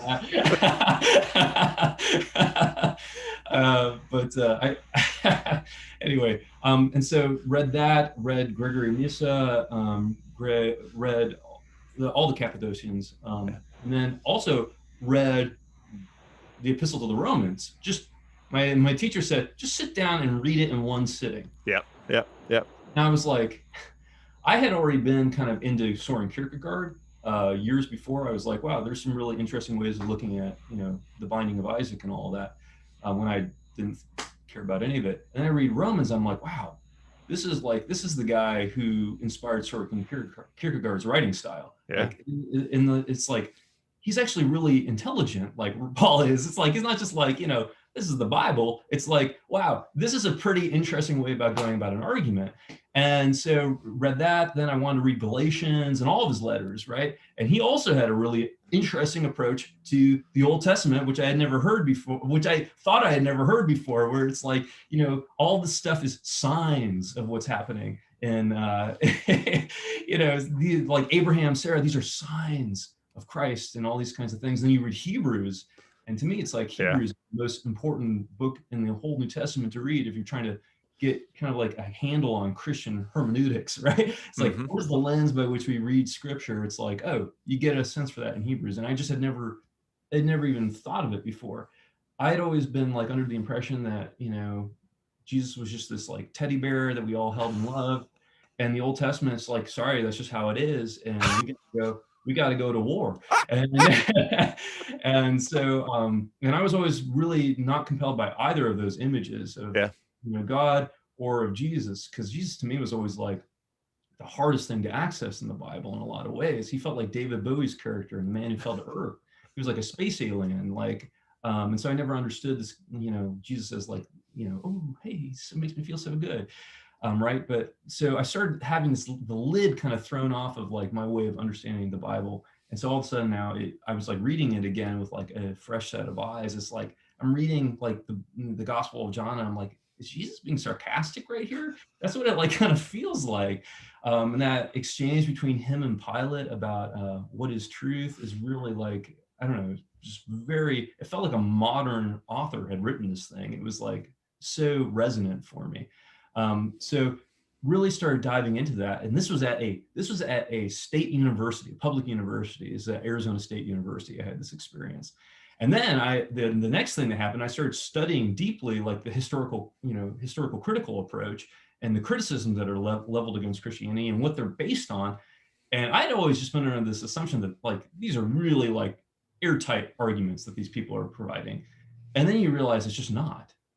And I knew enough about Navajo and religious tradition to know that probably most religious traditions are grounded in oral history first, before they were actually written down. And so a lot of criticisms I'm reading about have to do with like when we're finding manuscripts, the errors in manuscripts. It's like, Bart Ehrman and his arguments are like the least compelling thing for me on the planet at this juncture, because I'm like, everything that we have in the Bible is probably like inspired by something oral that is so freaking old that we can't even like get our minds around actually. And so it's like the documentary hypothesis, they have these, fairly cogent arguments for why Moses didn't write it. But it's like, unless you think that this was all grounded in something that's oral, that's much older than the written documents that we have, right? So what does it mean to write something? It's like, then you get into the question of how authorship is actually shaped and formed. And I read an introduction to a commentary on Ephesians where this guy just like shoots down all these criticisms about Paul is not the author of that text. And I was like, all the arguments made a lot of sense to me. I was like, oh yeah, that's a really good point. It's like, what if he had like, different scribes and all this kind of stuff? It's like, it throws the questions into question pretty summarily. Yeah. Yeah. Anyway, so that started happening to me at ASU. And then during that time, I had professors suggest to me, hey, you should go to graduate school. That had not been on my radar at all. I was like, I don't want to do that. I don't want to do that. And then I read, so I wasn't even sure how I would go about doing that. And then I started reading more theology, started reading, some older guys like John Calvin's Institutes. And I was like, wow, that's pretty impressive. And then I also read some modern guys. I don't know if you're familiar with Ephraim Radner. No. He's out of Wycliffe College. He wrote a book called The End of the Church, which is just a really fascinating historical read of like pneumatology, right? The movements of the Holy Spirit and what the implications are given what we've seen in our fractured church in the modern world. Huh. His thesis, his conclusion he basically comes to is that if we are the body of Christ, as the Bible indicates, it's like maybe we are recreating Christ's march up to Calvary, and we have to be broken and bruised on our way up to that. The scary thing, he says, is that means maybe the greatest testimony that the church can give to the world is by actually dying. And so that's why he has this thesis about the end of the church. Anyway, so I read that, and that kind of blew my mind a little bit. And so I was like, well, I'd love to study theology more. And so I was like, well, if I'm going to do this, I'm going to like apply to all the best programs in the country, the best. Yeah. Right? What are the best? Yeah, exactly. I didn't know, I was just, ignoramus really, but I started doing these, what you do, Google searches, what are the best schools to study theology at? And so it was like the consistent ones were always Harvard, Yale, Duke, and Princeton Theological Seminary. And so I was like, well, I'll apply to all of those. And if I don't get into any of them, which I probably won't, then I don't have to worry about any of this stuff. And I can also tell my professors that I tried. And so I applied to all of them, blah, blah, blah. And then I got into all of them. And I was getting into Yale Divinity is different from getting into Yale Law. Yeah. Real different. Yeah, real difference. And once you get there, you discover there's a real difference. I was like, anyway, but I got into all of them. Yale Divinity offered me a full ride. And so I was like, well, I got to do that. I'd be stupid not to. I turned down money. Yeah, exactly. And so I go there. I work for their, and they give me a job working at their buying a key, rare books, manuscripts library. So I go That's out there. kind of cool. Yeah, it was great. Oh, it was great. I got to hold a Luther Bible that was like from the 16th century. It was really cool. But worked out there. My thesis reader was Miroslav Volf. Oh wow. I was out there, developed a really good relationship with Catherine Tanner. Some really great folks, got exposed to, but out there, so going out there though, I thought I was liberal going out there. And, I even put I think I put religion not decided or something like that on my entry form. And I go out there thinking I was liberal, and they were just replacing the gender signs on the restrooms because the previous graduating class had ripped them all down as being like bigoted at the time. And I was like, and the administration was too scared because everybody in the administration was really uncomfortable, I think, with like not sharing bathrooms with everybody, but they've been and so I come out there, and that's kind of what I step into. I'm out there in 2000. I'm out there during the Halloween costume thing. And actually, I lived in a house with 7 other people, and I had people who were I had a guy who was a family friend with the Christakises in the house, but I also had a person in the house who was involved with the BLM organization, who was actually making demands of the administration regarding their perceived mistreatment in this moment, right? And so I was out there for that.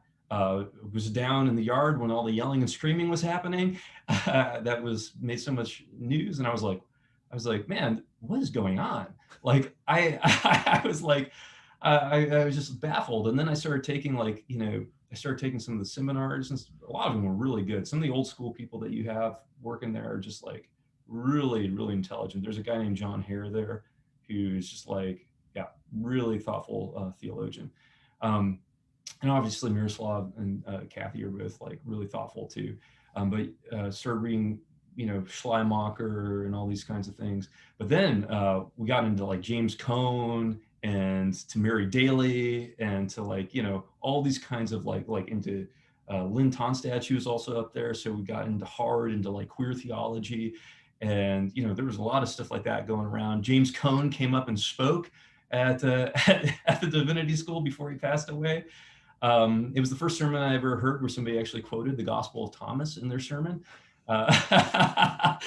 But during that time, I started like getting the sense that like, oh, maybe I'm not liberal because I'm not like any of this at all. Yeah. And I'm in my late 20s, so I'm a little older than some folks, but at YDS, there's actually like a lot of second career people there.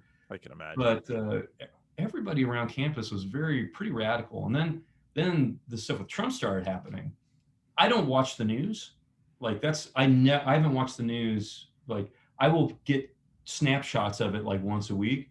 But I remember I read somewhere that like, the Solzhenitsyn quote about you have a right to be informed, but you also have a right not to be informed. And it's like, oh yeah, that seems really smart actually. And I also like, I've always had a punk rock suspicion of media and it's total. And so, but then like stuff with Trump started happening, and all my housemates wanted to watch the Republican debates, which I thought was really super weird. And then I'm watching it, and I'm like, oh my gosh, I'm hearing all the stuff he's saying. I couldn't believe it. And then they're all like laughing at this goon, and I'm like thinking about people because in the past I've been working in blue collar work. I had been a janitor while I was working in screenwriting. I had worked in parks departments. I had lived in like blue collar America where, the drug problem was just starting in the late 80s and like only escalated. And I'm sitting there and I'm like, listen to this guy. And I just felt, I'm like, this guy's going to win. I remember saying it at some point, like to him, I'm like, this guy's going to win. You guys like are laughing at him, but he's going to win. And I remember somebody looked at me and I'm like, Erik, I think sometimes you just like to watch the world burn. And I was like, no, man, I'm just like, this guy, I think there's a good chance. They did a survey of students while I was there. They said like 99% of the students said that Hillary was going to win. The other 1% said that they were voting for Jill Stein and Gary Johnson. And then the election night happened. Like they had the debates, by the way, they had like Super Bowl parties at like the bars around town. Like there were people watching the debates drinking and laughing at Trump all the time. I can remember going down to the basement of this one of these bars and seeing one of my classmates sitting there by himself watching the TV with the sound off and just reading the captions. And he's like, if you're away from all the laughter, he says, they both don't sound that different. Like, it's like, it just, all that up there makes him sound comedic and implausible. But it's like, if you just are sitting here, it's kind of plausible. And it was like, that was an interesting moment. During this time too, obviously stuff with Jordan Peterson came up. And I remember in, I think it was 2016, the fall of 2016, I also, like, that was going on. So I started getting more invested in what was going on in the Jordan Peterson world when that video, like, to me, what was interesting was like, oh, there's this professor who's being outspoken about transgender stuff. And I'm like, oh, that's kind of interesting. Because I was also, part of my program, I was studying liturgy and like YouTube culture and stuff like that. Huh. And so I started getting kind of like, that's how I kind of discovered him. And I was like, wow, that's pretty cool that he's being bold enough to say something like that. And I even emailed him at some point and said, hey, I just wanted to let you know that you've really, you really inspired me. And yeah, you have at least one friend out there at Yale. And, he thanked me and said, you should read Carl Jung. And I was like, okay, thank you.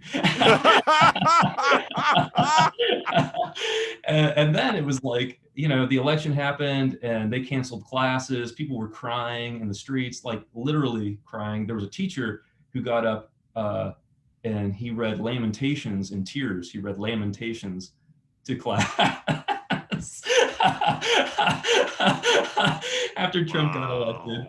And it was just like, it was such a Babylonians have destroyed the temple. Yeah, that's kind of how it felt, right? It's like you couldn't even I couldn't even wrap my mind around what I was seeing. Like, I hadn't been like a Trump supporter or anything like that, but I'm sitting here and I'm like, not that hey, everybody, if anybody ever watches this besides you, not that there's anything wrong with that, but it's like, I'm sitting there and I'm like, what is happening? What, like, these are like adults. And I feel maybe bad saying that, but it's like, that was my reaction. I was like, somebody told me that, about the experience they had that day, about all the tears that they experienced. And I was like, that's just like so sad that and pathetic that that's where people are emotionally, right? Talk about fragile. Yeah. I just was like so flabbergasted. And so, that was 2016 and things kind of escalated from there a little bit. It was like, I don't know, people tension kind of arose, and I began to realize more and more that I'm actually pretty I'm really suspicious of politics, but theologically, as a Christian, I am a Christian. And by the way, I'm also really pretty conservative about my Christianity, because the other thing that I started realizing while I was out there, and you probably have some familiarity with this, is the perspective that says that basically you start trying to over accommodate the religion to culture. I mean, religions function like language. And so if you try to accommodate the religious language too much to this other cultural language, it's pretty soon the religious language kind of gets subsumed in that, and it stops having any meaningful content to it. It's That's right. Words are just metaphors that we're using to get at the abstraction, right? And if the word isn't useful for getting at that abstraction anymore, it's it ceases to be the thing anymore, right? It's anyway, so I realized at some point that you had to have a strong commitment to the language of your religious system. Otherwise, you might as well just discard the whole entire thing.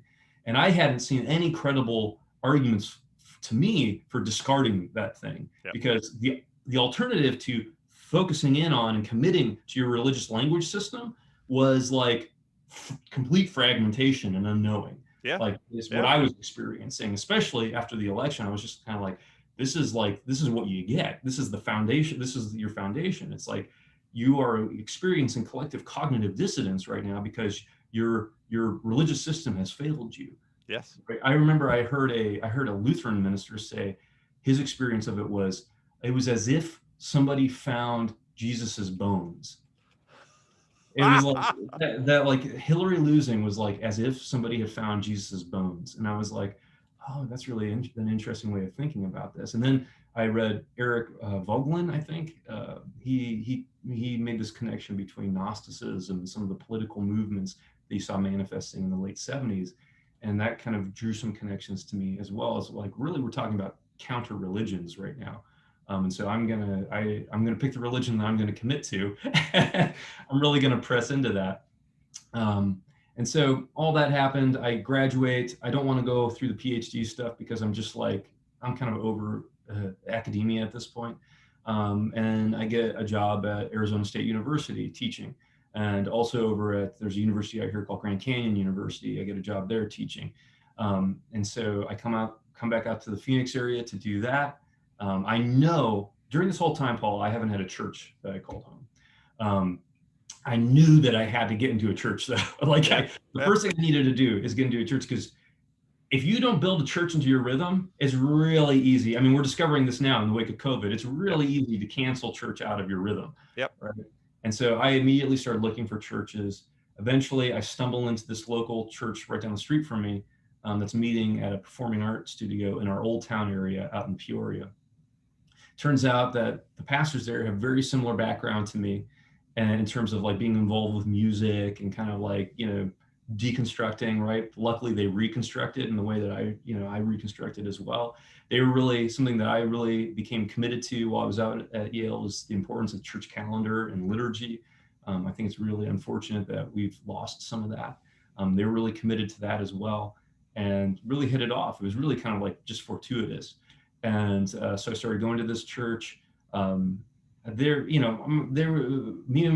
the pastor would have a series of lively discussions before I actually became a minister. And I discovered during this time that there were Mennonite brethren, Anabaptist tradition. Obviously, I didn't come from that. We would get into theological debates, and my dad was a lawyer, so I became very comfortable as a child getting into debates and discussions. I just remember though leaving one of our discussions, and the pastor stops in the parking lot, turns around and says, "Hey, I just want to make sure that you're not going to leave the church over this." And I remember, like, this probably was not the appropriate answer, but I laughed out loud when he said that. And I was like, no. And I was just so, like, I found that to be so, like, I don't know, there was something so great about that. I just loved that even though we had this disagreement, he still wanted me to be part of the church. Yeah.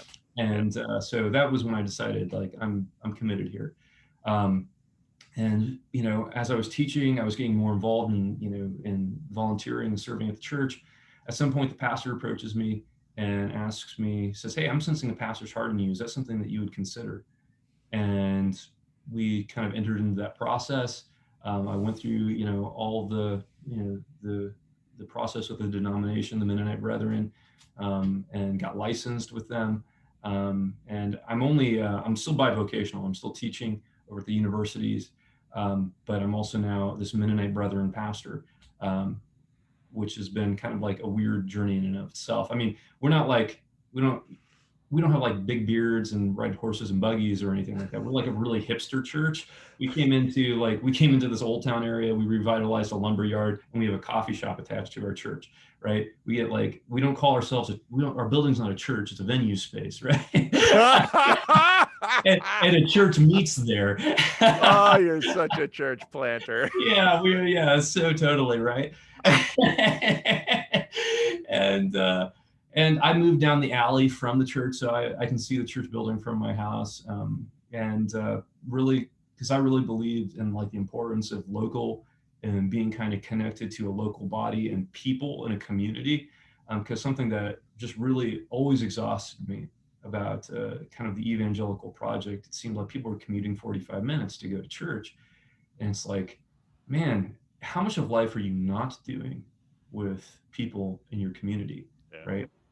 And that's why it's like, to me, it's like, that's what creates the consumer, right? It's like the church consumer it's just another thing that you do, right? Like going to Walmart or whatever. Or actually, after COVID, we discovered that Walmart's actually more essential than the church. So, so are the strip clubs in California. Yeah.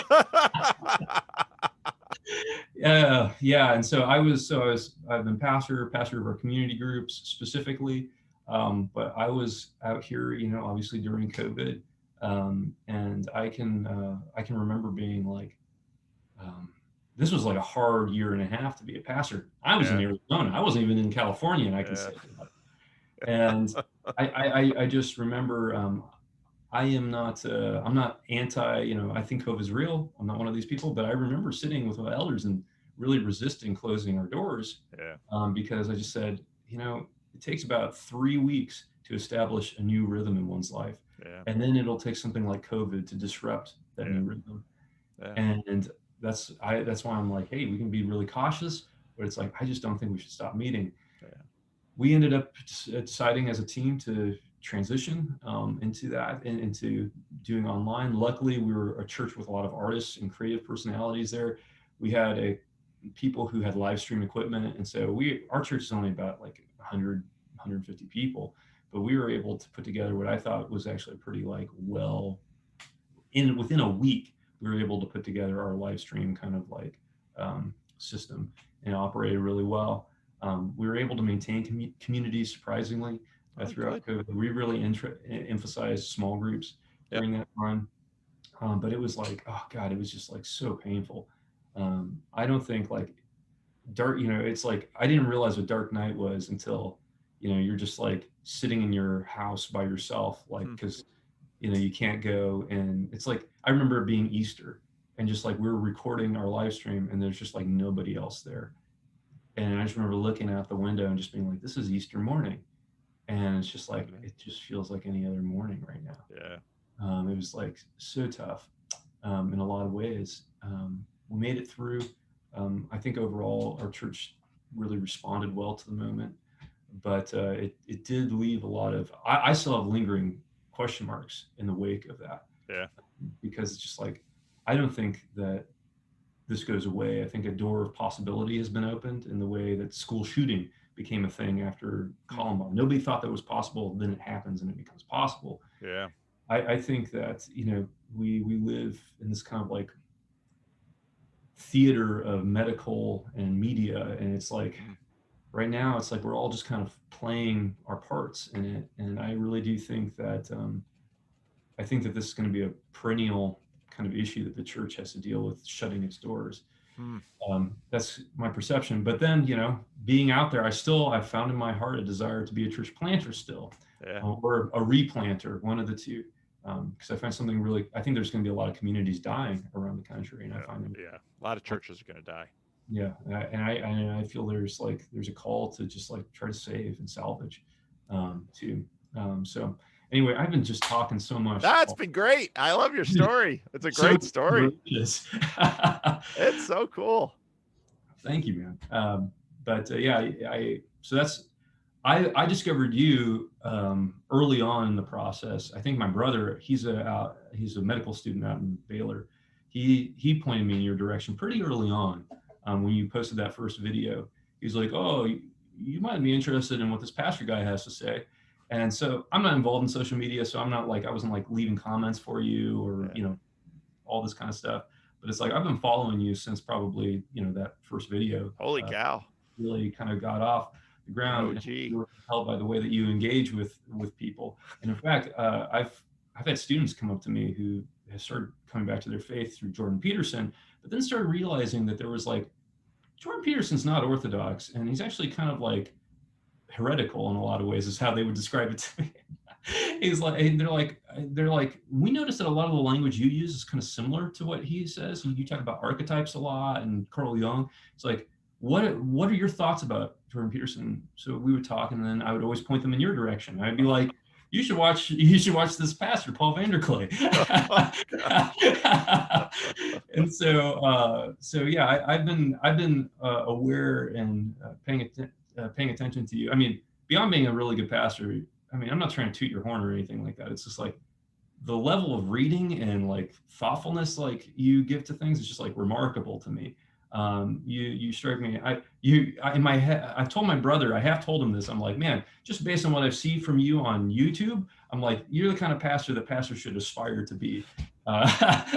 It's like, being in the kind of context that you've described being in. I'm just so compelled by that.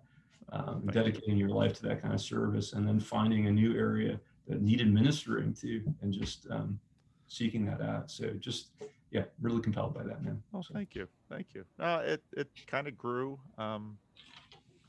I don't know. It's, my church is small and dying. And so I want to be faithful to these people.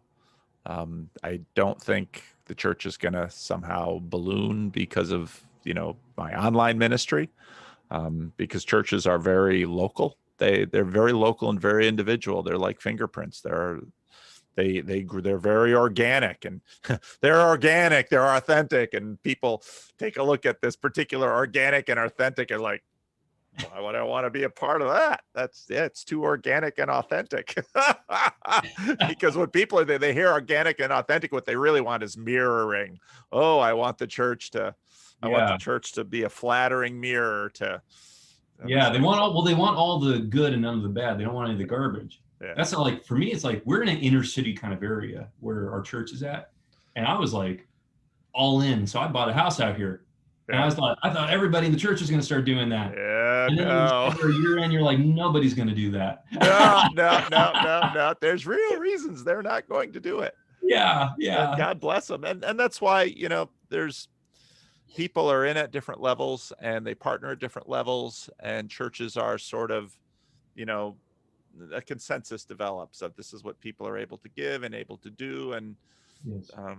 And so it kind of is that way. So no, I've been tremendously blessed. I had no idea what was going to happen after I made those first couple of videos about Jordan Peterson, but the whole journey has been fruitful and deeply gratifying and just a lot of fun. So yeah, you look like you're having fun, man. I am. I'm having a great time. I just love your spirit and energy on the. Can I use that language, spirit and energy? He certainly may. That's totally fine. I'm just kidding. I've also been like, so I emailed you several months ago because you had Andy Littleton on. And I've actually entered into a good dialogue with Andy. Oh, good. From me. But since that time, you started entering into this conversation about powers and principalities. Yeah. That I've just like, that to me is like, from a Christian leader's perspective, it's like, that's the thing that every pastor should be talking about.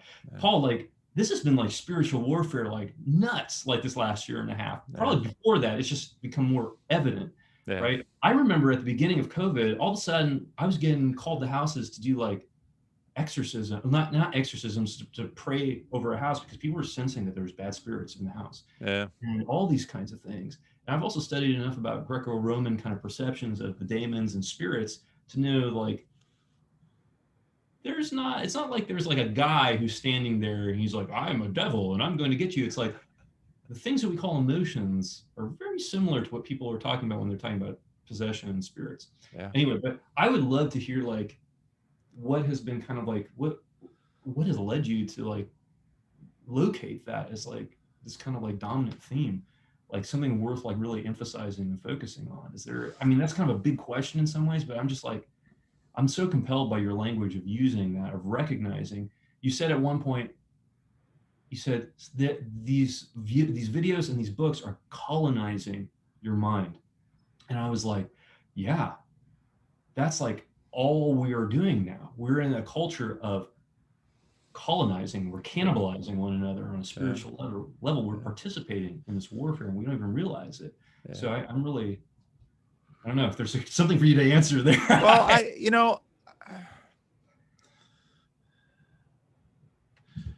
so James K. Smith, you probably heard of him. He's he's at Calvin University now. I mean, he's written a series of books on secular liturgy, and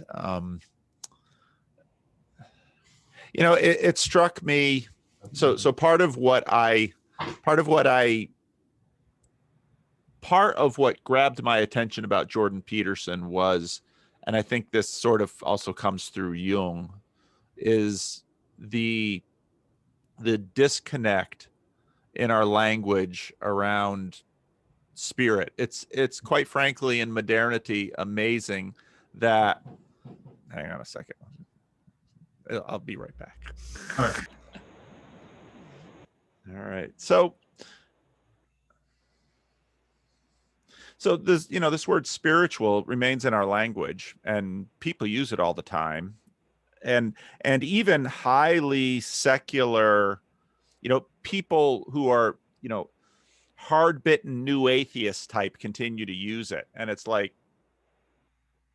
you ever stop and ask yourself what you mean by that word? And I got into this because I do Bible studies at church, and people, I mean, in churches like this, you'll tend to collect people who are committed Christians, but they haven't necessarily thought they've got good Christian practice, but they haven't necessarily thought terribly deeply about all of the Western evangelical language kitsch that they've just picked up along the way. And part of the way that you gain status in a church like this is you learn to master that kitschy language.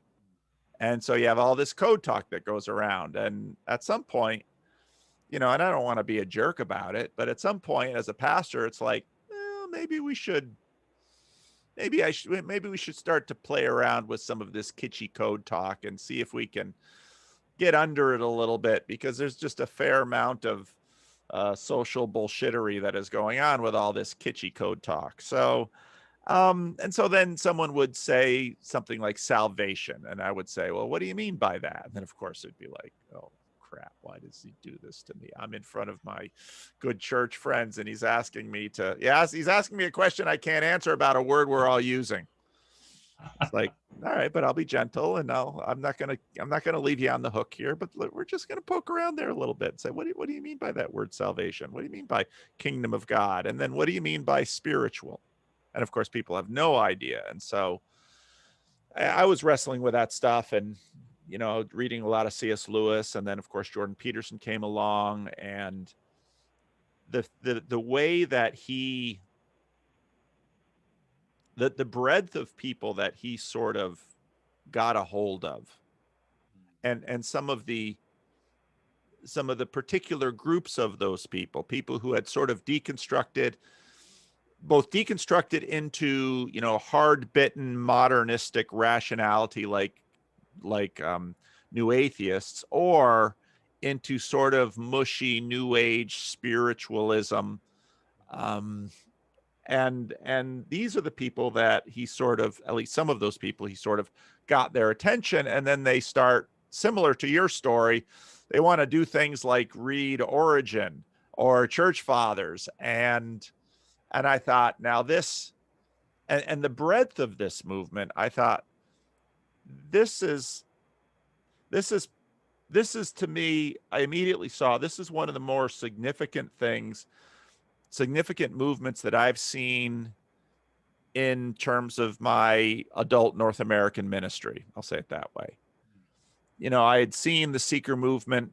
I kind of came back to North America as that was sort of receding. I'd done my junkets to Willow Creek, to Saddleback. I'd taken a good look at that. It was never going to be applicable at a church like this. We're just never going to be able to pull off the music and the sound and the image and the excellence. It's just never going to fly in this place. It's way too ragtag, way too much authenticity. And I'd watched the emergent movement sort of split into young, restless, and reformed. And I thought, well, that's kind of interesting, because I'd been, I'd grown up in a reformed tradition, but this was obviously sort of similar to some of the hardcore Dutch Reformed, but much more Presbyterian. And then, of course, the Rob Bell and that whole thing on Oprah, and so watching those two things coming out of the emergent movement, and it's like, okay, what's going to come next down the road? And then church plants. So we had been planting churches pretty aggressively when I got here in the late 90s, early aughts. And my partner, who's the pastor of another CRC church, who had one of the few successful CRC church planters using, say, a seeker methodology. I mean, he actually grew up in Kalamazoo, and he used to cut the grass for Bill Hybels' mom in Kalamazoo. That was his job in high school, cutting Bill Hybels' mom's grass. So he was, he's a good pastor, and very. Oh, be careful. That almost sounds like something else. Yeah. Very refined. And so he had actually been fairly successful, especially in CRC terms. I mean, he'd grown a church into 300-400 people in suburban Sacramento. Yeah. And so we both got into church planting, and then right away, like the second church, the first church plant out of the box, these guys wanted to do a cell model. That was interesting. The third church was more of a seeker church again. And then the fourth church plant wanted more of a Tim Keller PCA type thing. And then by the fifth church plant, it was all liturgy and, you know, weekly Eucharist and using that word, and liturgical seasons. And then these other church plants all started going that way too. And I thought, well, this is interesting. Now, of course, Living Stones can't ride any of those bandwagons. I mean, this church, it just can't do a bandwagon. It just way too authentic. Not, you know, just, you can't turn this church. It just is what it is. So, you know, I'm watching all of this stuff happen. Then, of course, Jordan Peterson comes through, and I see all of these people interested in orthodoxy, and Peugeot comes on the scene, and it's like, there's stuff about this and stuff behind this. And I had, you know, I had visited Redeemer in New York City, and, you know, had a quiet little seminar with Tim Keller, with some of our Sacramento church planters. We'd had an inn sort of, so we had a sort of a private audience and a chance to take a poke around Redeemer Press fairly closely. And, you know, that was in some ways closest to where I was from, because Keller comes out of Westminster East, and in the 80s, there was this whole urban missions thing that was happening. Yeah. A lot of it out of Westminster East. So, you know, the Keller stuff was pretty close to me, but, you know, we were never going to be anything like a kind of reformed conservative cathedral church, which is sort of what Tim Keller was doing. And then, of course, Jordan Peterson comes along, and I thought, it's enough in alignment with the, you know, the ancient worship theme that had really developing out of the emergent thing. And he was provoking a lot of deeper questions that were really getting at secularity. And then, of course, I made a video, and people started watching it and contacting me, and that was completely unexpected. You know, I'd been working in this church 20 years, and, you know, I'm known in my denomination, but beyond it, you know, I don't have a mega church. I'm not on the cover of Christianity Today. So then, well, what do we mean by this word spiritual? And of course, Jung, I didn't know anything about Jung, but totally different take on things. So I had to get up to speed on some of that stuff, and then, you know, back to philosophy, and you begin to realize that this phenomenologically is that's not a bad approach to this, which is, of course, very much the way Peugeot went. It's post Heidegger. And, you know, then, of course, someone pointed me to John Vervaeke, developed a relationship with him. So you begin to, so when in churches, especially a tradition like the CRC, which wasn't Pentecostal, but could be Pentecostal friendly, charismatic friendly. I went in Grand Rapids in college. I was in sort of a charismatic Christian Reformed urban church, which sort of tied a lot of those strands together for me. And just knowing that this word spiritual, we're going to have a far deeper understanding of it. And by virtue of my Dutch Calvinist tradition, you neither can exclude sort of the supernatural that you would bump in. And of course, you know, Black urban America, where I grew up, and then Haitians in the Dominican Republic, and then charismatic, reformed, you know. So I wasn't a skeptic about what modernists would call the supernatural, but it's also got to tie into a secular culture. Yeah. And so in terms of my videos, I just sort of follow where the conversation leads. And so I really had to, I've been really thinking about, okay, what do we mean by this word? And how does that connect? So this week I'm preaching on Paul. He's leaving Antioch after he and Barnabas are there for a year. And then he's going to Cyprus. And basically, you've got a showdown between this Jewish magician, Bar Jesus, versus Paul. And Paul, basically curses him and says, "You're going to be blind for a while." And the guy turns blind. And this is all in front of the proconsul, who is watching this. And he's like, all right, well, Paul, and he got credibility. He's got my attention. And there's sort of an easy dismissal by secularist modernists of this stuff as this is legend. This is all BS. But, like if you're around Navajo for a while, it's like, this isn't BS. There's a reality to this. But if you've been around enough Pentecostals, they got some BS going on there too sometimes. And the prophets roll into town and the show comes in and it's like, there's a good bit of skepticism about that too. So you really want to somehow bring all of this together into an integrated picture where spiritual doesn't simply deny sort of a modernist frame, because people are going to have to integrate this into their worldview as they leave secularism. Yeah. So you're not gonna deny what modernists feel like spooky powers, but you're also going to have to integrate this into, what Trump did, because that was, however you feel about his politics, well, he sort of gave the nation an advanced course in an exorcism of sorts. That'd be one frame to think about what happened with Trump. Yeah. And I loved what you said. It's as if someone discovered Jesus' bones. And so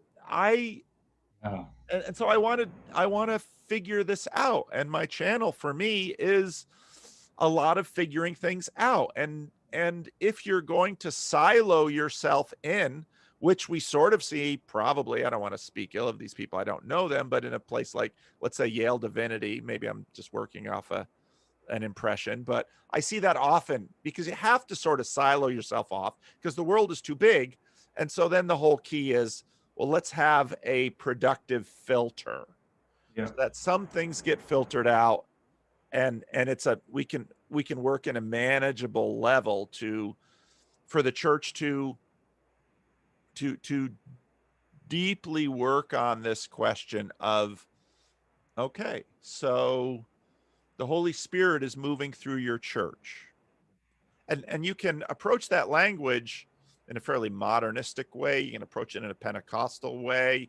You can approach it in sort of a primitive way and try and get at what the Romans were dealing with. But one way or another, we're going to need to use that word in a competent way. And I've found in this little corner of the internet, with, say Peugeot and his Orthodox tribe, and Vervaeke and his non-theist tribe, and the Roman Catholics, and this whole crazy group that we've sort of gathered together here, I think we're having a productive conversation about this. And that's rare. So let's have it. And again, I see this very much as a spiritual movement, because not only do I believe it's the work of the Holy Spirit working through this, but it's also all of these spiritual streams just kind of coming together. And, one of the things I picked up from Tim Keller, which he picked up from one of his seminary profs at Gordon Conwell, was, revival happens, and it's the work of God. You can sort of want to try to make an altar on top of Carmel and say, okay, Lord, we're ready for you to show up, but only you can show up. Yes. you know, in revival, all of the streams come together, and there's, you know, there's new hymnody that erupts. There's fervent prayer, you know, there's pious devotion, there's, you know, work with the poor and poverty and justice. It's all of the things. Mm. And and the history of Christianity has been in many ways a series of revivals, with often dying of things. I mean, Chesterton notes that, you know, the seven deaths of Christianity. It Yeah. keeps dying and rising again. And certainly modern Christianity is dying. Yes. And that's epitomized in, you know, the mainline church. Yes. Now, obviously, these deaths are never full and complete. They're always, you know, somewhat dead or mostly dead, but it never seems to go all the way dead. Yeah, there's still a little bit of movement in the body. That's right. But all. and so I saw with the Jordan Peterson thing, I thought there could be a revival from this. And I think there already has been to a degree, but Yeah. revivals come and they reshape the world. Yes. And I don't want to be sitting on the sidelines when the revival happens. I want to be there. Yeah. That's, oh man. And that's the real sense, right? It's like this last year and a half has made me, I don't know, I felt very impatient like this last year and a half, for the reason of like, I feel like things have been like ramping up, and now we're getting to this place where it's like things are changing indelibly. Like we can't go back from whatever it is we've just entered into. And I'm gonna be stuck at home. It's like, you know, as a pastor, it's like there are people dying in the hospital and I'm stuck at home. It's like there's all these things happening right now. And you feel like you can't just be like separated from it. You have to be engaged with it, because you sense this flow happening right now. I you know, you're talking about John Vervaeke. I want to thank you for introducing me to him as well, in terms of like just his content. It's so good. But like he talks about shamans as entering into this like flow state, and I'm like thinking like what happens like culturally. Seems like what you're describing is like a kind of like cultural flow state, almost like these revivals and things like that. It's when we're all like just releasing ourselves to this something, right? And that can be really good or it can be really bad, depending on how you're testing that spirit, because it's like it's a battle right now. It's not evident to me that like good spirit is like rising up over like bad spirit. And we've all seen, you know, people who listen to Jordan Peterson, you know about like the instances where bad spirit has taken over and possessed a society. It can happen, right? How do you find good spirit? And we're like an Anabaptist tradition out here, so we're really emphasizing like third way stuff. Because, I mean, people who are liberal churches out here say that we're conservative and too reformed. They think that we're reformed. I think what they mean is they just remind them of like, you know, Tim Keller or something. And then on the other side, the conservative churches think that we're liberal. And in a lot of ways, like, I actually think that's a good thing. But we have increasingly, like out in the Phoenix area, we're having churches like getting really divided over lots of issues. Right now, there was actually a church that got on and said, like, the pastor gave a sermon, local church, and he goes, anybody who says that they're third way, that's a euphemism for like, you know, lukewarm. It's like it's basically you're either with us or you're against us, is what this pastor is saying. And he's talking specifically about social justice issues. I hear that a lot.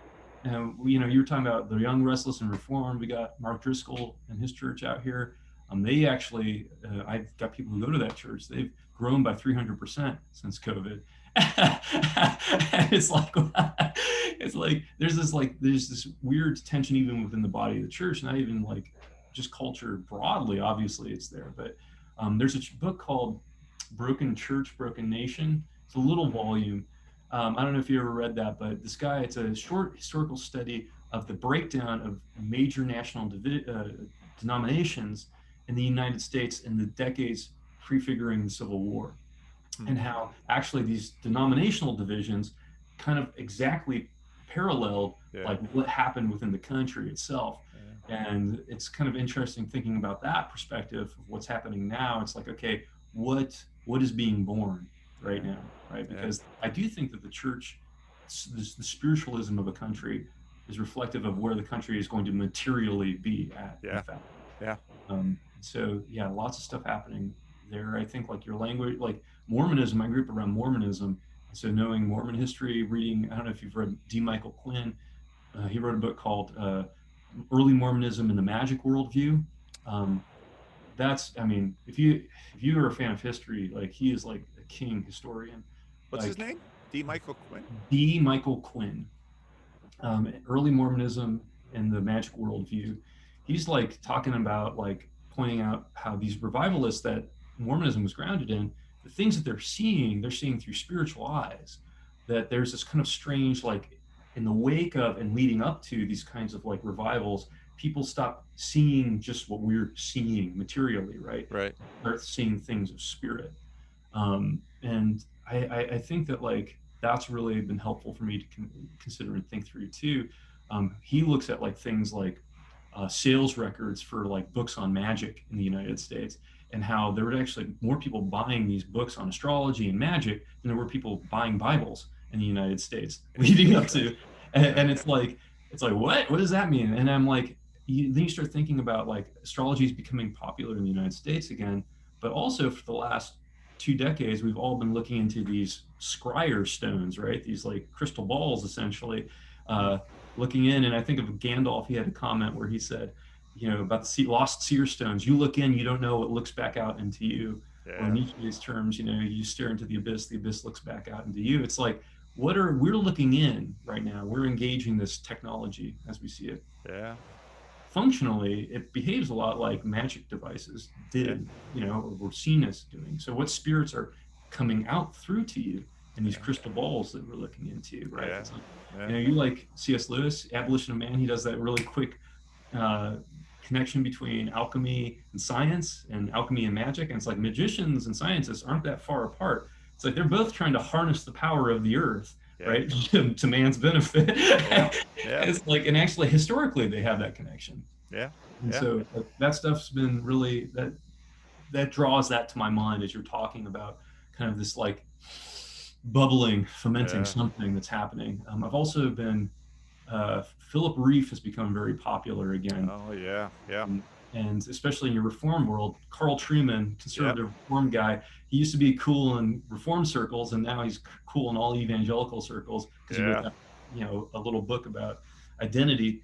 But he's been drawing people back in Philip Reef, which I think is really useful, because Philip Reef's trilogy on sacred order, social order, is really helpful for also understanding, I think, the deeper battle that's happening, that's underlying this moment. The tensions that are arising. There are these kind of, it's a tension between a one way of perceiving sacredness and this kind of anti-sacredness, which is in a sense its own kind of new system of sacredness. And so he's got some really interesting insights that he writes about, especially in the crisis of the crisis of the officer class, and My Life Among the Deathworks. Those are books that I've been revisiting because he is going off of Deuteronomy and the interdicts that are laid down by God there, and contrasting that to our own moment, essentially. Interesting. And so you're just giving me more books, dude. Yeah, I'm sorry. I get complaints, and now here you've done it to me. That's what pastors do. It's really bad. We get alone. We get siloed out here. Nobody else is reading these things except us. I So know. we need to talk to somebody. well, I gotta land the plane here because I gotta do some things. But what is this video good to share? You want to preview it first? What do you think? I'm comfortable with you sharing it. Okay. Totally Good. I'd love to. The conversation before this, I had a lovely talk with a woman who's she's young. She just got married. She's going to the University of Kampen studying theology in the Netherlands, and it's I don't know. I love these Randos conversations because it just gives me a chance to step out of my filter and let other things come to me. And so this was just a delight. So I really appreciate it. I appreciate you giving me this time, Paul, and And send me anything, like if you got church stuff or something that you'd like me to include in this video. Just, you have my email address? Yeah, I believe so. Yeah. So just like church websites, stuff like that. Just send it to my name at Gmail. There, I just did it. Yeah, I'll see. Even My more church, there's been like a closeted like Jordan Peterson community there. They feel afraid about talking about it until they find out that I'm a fan of Jordan Peterson. They'll probably appreciate that. That I'm being public and outspoken about these kinds of things. But yeah, I'd be happy to send that to you. And if you get back to Tucson, have Andy introduce you to my friend Rod. Yeah, absolutely. You actually connected me with him as well, and I tried to exchange some emails. There's just like so much going on there. Yeah. But if you're ever down in Tucson, make sure you contact Rod first and say, I want to buy you. If you can get him, if you'd say, I'll buy you breakfast or lunch, I'll take you anywhere you want to go. I'll take you to some Greasy Spoon, and they'll sit and they'll tell you stories. You want to talk about spiritual warfare? Talk to that man. He's a giant in many ways. Your conversation with him was like, so moving to me. I got to have him back on the channel. So moving. Hopefully I'll be able to sneak in and get another time with you too. Because Paul, I just value your mind and your insight so much. And well, I hope, Vendonk, of course, wants to redo the road trip. So I'm sure I'll get down to Arizona again. So, and it'd be much nicer to have lunch with you personally. So absolutely, man. It'll be on me. All right. Sounds good. All right, Paul. Take care. Take care. Yep. Bye-bye.